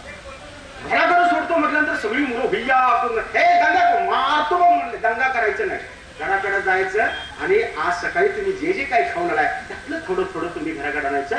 4था तास संपल्यानंतर आम्ही घराचे पंगत पाडू आणि मग झकासपैकी प्रोग्राम करू म्हणले. पोरांना फक्त एकच विशेष आहे, घराकडे जायला मिळतं एवढाच त्यांना आनंद होता. आणि झालं असं, आता गुरुजींनी ह्या प्रोग्रामचं असं नियोजन करण्याचं कारण काय होतं सांगतो तुम्हाला. 1 महिन्यासाठी होते गावात. सकाळी डाळ भात शिजून खायचे, दुपारी शाळेतला डाळ भात खायचे, संध्याकाळी डाळ भात म्हणजे शाळेतला थोडा नेलेला डाळ भात खायचे. 1-2 आठवडे झाले ते असंच डाळ भातावर चालू होतं. बाकीचे आयटम त्यांना पाहिजे होते, याच्यासाठी त्यांनी प्रोग्रामचं आयोजन केलं होतं. तुम्हाला सांगतो, असं बघता 3 तास संपले, सगळी मुलं घराकडे धूम ठोकली. 4था तास संपायच्या आत म्हणजे कोणी फडक्यातून भाकरी आणली, कोणी चपाती आणली, कोणी शेवग्याची आमटी आणली, कोणी उसळ आणली, कोणी आणि चंपीने तर अख्खा मोठा कांदा आणला होता उभा आडवा चिरून, एवढंच बस. गुरुजीला एवढा आनंद झाला, अरे या म्हटले, त्याने वाट सोड म्हटले, इकडे तू मुलांनी इथे बसा म्हटले. आणि मुली असं करत सगळा वर्ग बसवले. आणि तुम्हाला सांगतो, आमच्या इकडच्या खोल्या कसल्या वर्गातल्या शाळेतल्या 10 बाय 10च्या 10 बाय 15च्या खोल्या, असं सगळ्यांची पंगत पाडली आणि गुरुजी बरोबर वर्गाच्या मधोमध बसले. आता मधोमध बसले तरी काय माहिती आहे का, कुठल्या विद्यार्थ्यांना डब्यामध्ये काय आणलंय, किती आणलंय सहजपणे बघता यावं, सहजपणे डब्यात हात घालता यावा, डब्यातलं ताटात ओढता यावं, ताटातलं पोटात ढकलता यावं, या सोयीनं गुरुजी बसले. आणि तसं झालं. गुरुजींनी प्रत्येकांच्या डब्यात हात घातला, डब्यातलं ताटात ओढलं, ताटातलं पोटात ढकललं आणि एक मोठी ढेकळ दिली. म्हणले, अरे वा म्हणले, प्रोग्राम झटका झाला म्हणले. अरे कल्या म्हणले, अरे तू काय आणलं होतंस, तर मी चपाती आणलो होता. अरे वा छान लागलं म्हणले. हे चंपी तू काय आणलं होतंस, मी कांदा आणली. ते कांदा, अरे वा छान झाला म्हणले. आणि हे बघा म्हणले, आता खूप छान झालंय, आता पलीकडे वगैरे कुणाला सांगू नका म्हणले. पैस माळावर खोल्या होत्या त्या. आणि असं व्हायला गुरुजींना आठवलं ते भण्या, कारण भण्याला म्हटलं होतं ना प्रोग्राम करूया म्हणून, भण्याच पंक्तीला नव्हतं त्या. भण्या पंक्तीला नाही म्हटल्यानंतर गुरुजी इकडे तिकडे बघाले, मल्ल्याला म्हणले, हे मल्ल्या लेखा म्हणले, भण्याला आयडिया काढली म्हणले, भण्याच कुठं पंक्ती दिसत ते बघा म्हणले कुठे आहे. एवढ्याच म्हणलं काय केलं माहिती आहे का, वर्गातलं एक ढेंग बाहेर टाकलं, व्हरांड्यात असं गेट तर नव्हताच, पण रस्त्याकडे बघितलं आणि रस्त्याकडे बघितलं आणि मल्ल्या म्हणाला, गुरुजी भण्या आलं म्हणेपर्यंत त्याच्या हातात ते गाडगं होतं आणि गाडगं घेऊन पळत गुरुजींच्या समोरून ते उभं राहिलं. आता कोणी चपाती आणली होती, कोणी भाकरी आणली होती, कोणी उसळ आणली होती, कांदा आणला होता. भण्याची आयडिया आणि भण्यानं गाडग्यातनं काय आणलंय ही सगळी उत्सुकता सगळ्यांच्या मनाला लागून राहिली. भण्या जवळ आल्यानंतर गुरुजीला आनंद झाला. म्हटलं, माझ्या लेका तुझ्यामुळे आज मी किती आठवण खाल्लो बघ. म्हटले, कांदा खाल्लो, चपाती खाल्लो, भाकरी खाल्लो, उसळ खाल्ली अरे म्हणले हे सगळं राहू दे, तू ह्या गाडग्यातनं काय आणलंय सांग म्हणलेलं का. एवढं मायेनं सांगितलं तर गोण्या म्हणलं धापा टाकत होतो, धापा टाकत म्हणलं नाही गुरुजी, आईने का नाही ताक दिलंय म्हणला. ताक म्हटल्यानंतर एकदम आनंद झाला गुरुजीना. ते म्हणले अरे वा बरं झालं म्हणले, कारण एवढं भरपूर जेवल्यानंतर वरती पचन क्रियेला हे असलं ते पाचिक थोडं पाहिजेच होतं म्हणले. अरे आण म्हणले. आता प्रशांत त्या गुरुजींना पचनक्रिया का माहिती होती माहिती आहे, ती कधी कधी तरी विज्ञान शिकवायची आणि नेमकी पचनक्रिया ती शिकवायची, त्यामुळे त्याला पचनक्रिया खूप माहिती होती. अरे आण म्हणून त्याच्या हातातलं गाडगं आपल्या हातात घेतलं, गाडगं तोंडाला लावलं. तोंडाला गाडीला लावल्यानंतर अर्ध गाडगं संपेपर्यंत गुरुजींचा काय आनंद तो तृप्त होत नव्हता. शेवटी अर्ध गाडगं हातात धरला आणि म्हणले गुरुजी म्हणाले म्हणाला अरे माझ्या का एवढं ताक सुमधुर होत आलंय का म्हणले. शाहूची लशी झक मारली आणि एवढं ताक तुझ्या आईनं दिलं कसं रे सांग म्हणले. असं प्रेमानं विचारलं गेलं आणि म्हणालं नाही गुरुजी, ते कधी मांजरानं चाटलं तर म्हणून आईने दिले म्हणे. गुरुजीला राग आला, त्याच्या बकडून झाले म्हणले गाडवीच्या म्हटले मांजराचं मुष्ट पाजलंच आणि वर तोंड करून रक्त सोडले असं मुस्काटीत मारणार एवढ्यात होणार म्हणलं नाही गुरुजी, आता आजचा चुकणार कशा. आता हे समजलं तर मग जोक समजला म्हणायचा. हे फक्त एक मजा म्हणून एक जोक म्हणून तुम्हाला एक छोटीशी कथा सांगितली. मी पुढे जात नाही, मी माझ्या एक पात्री कार्यक्रमाला सुरुवात करतो. एक पात्री कार्यक्रमामध्ये एकूण 27 पात्र आहेत. आता मला वाटतं इथं समोर खुर्च्या आहेत, ते रसिक प्रेक्षक 27 आहेत. मला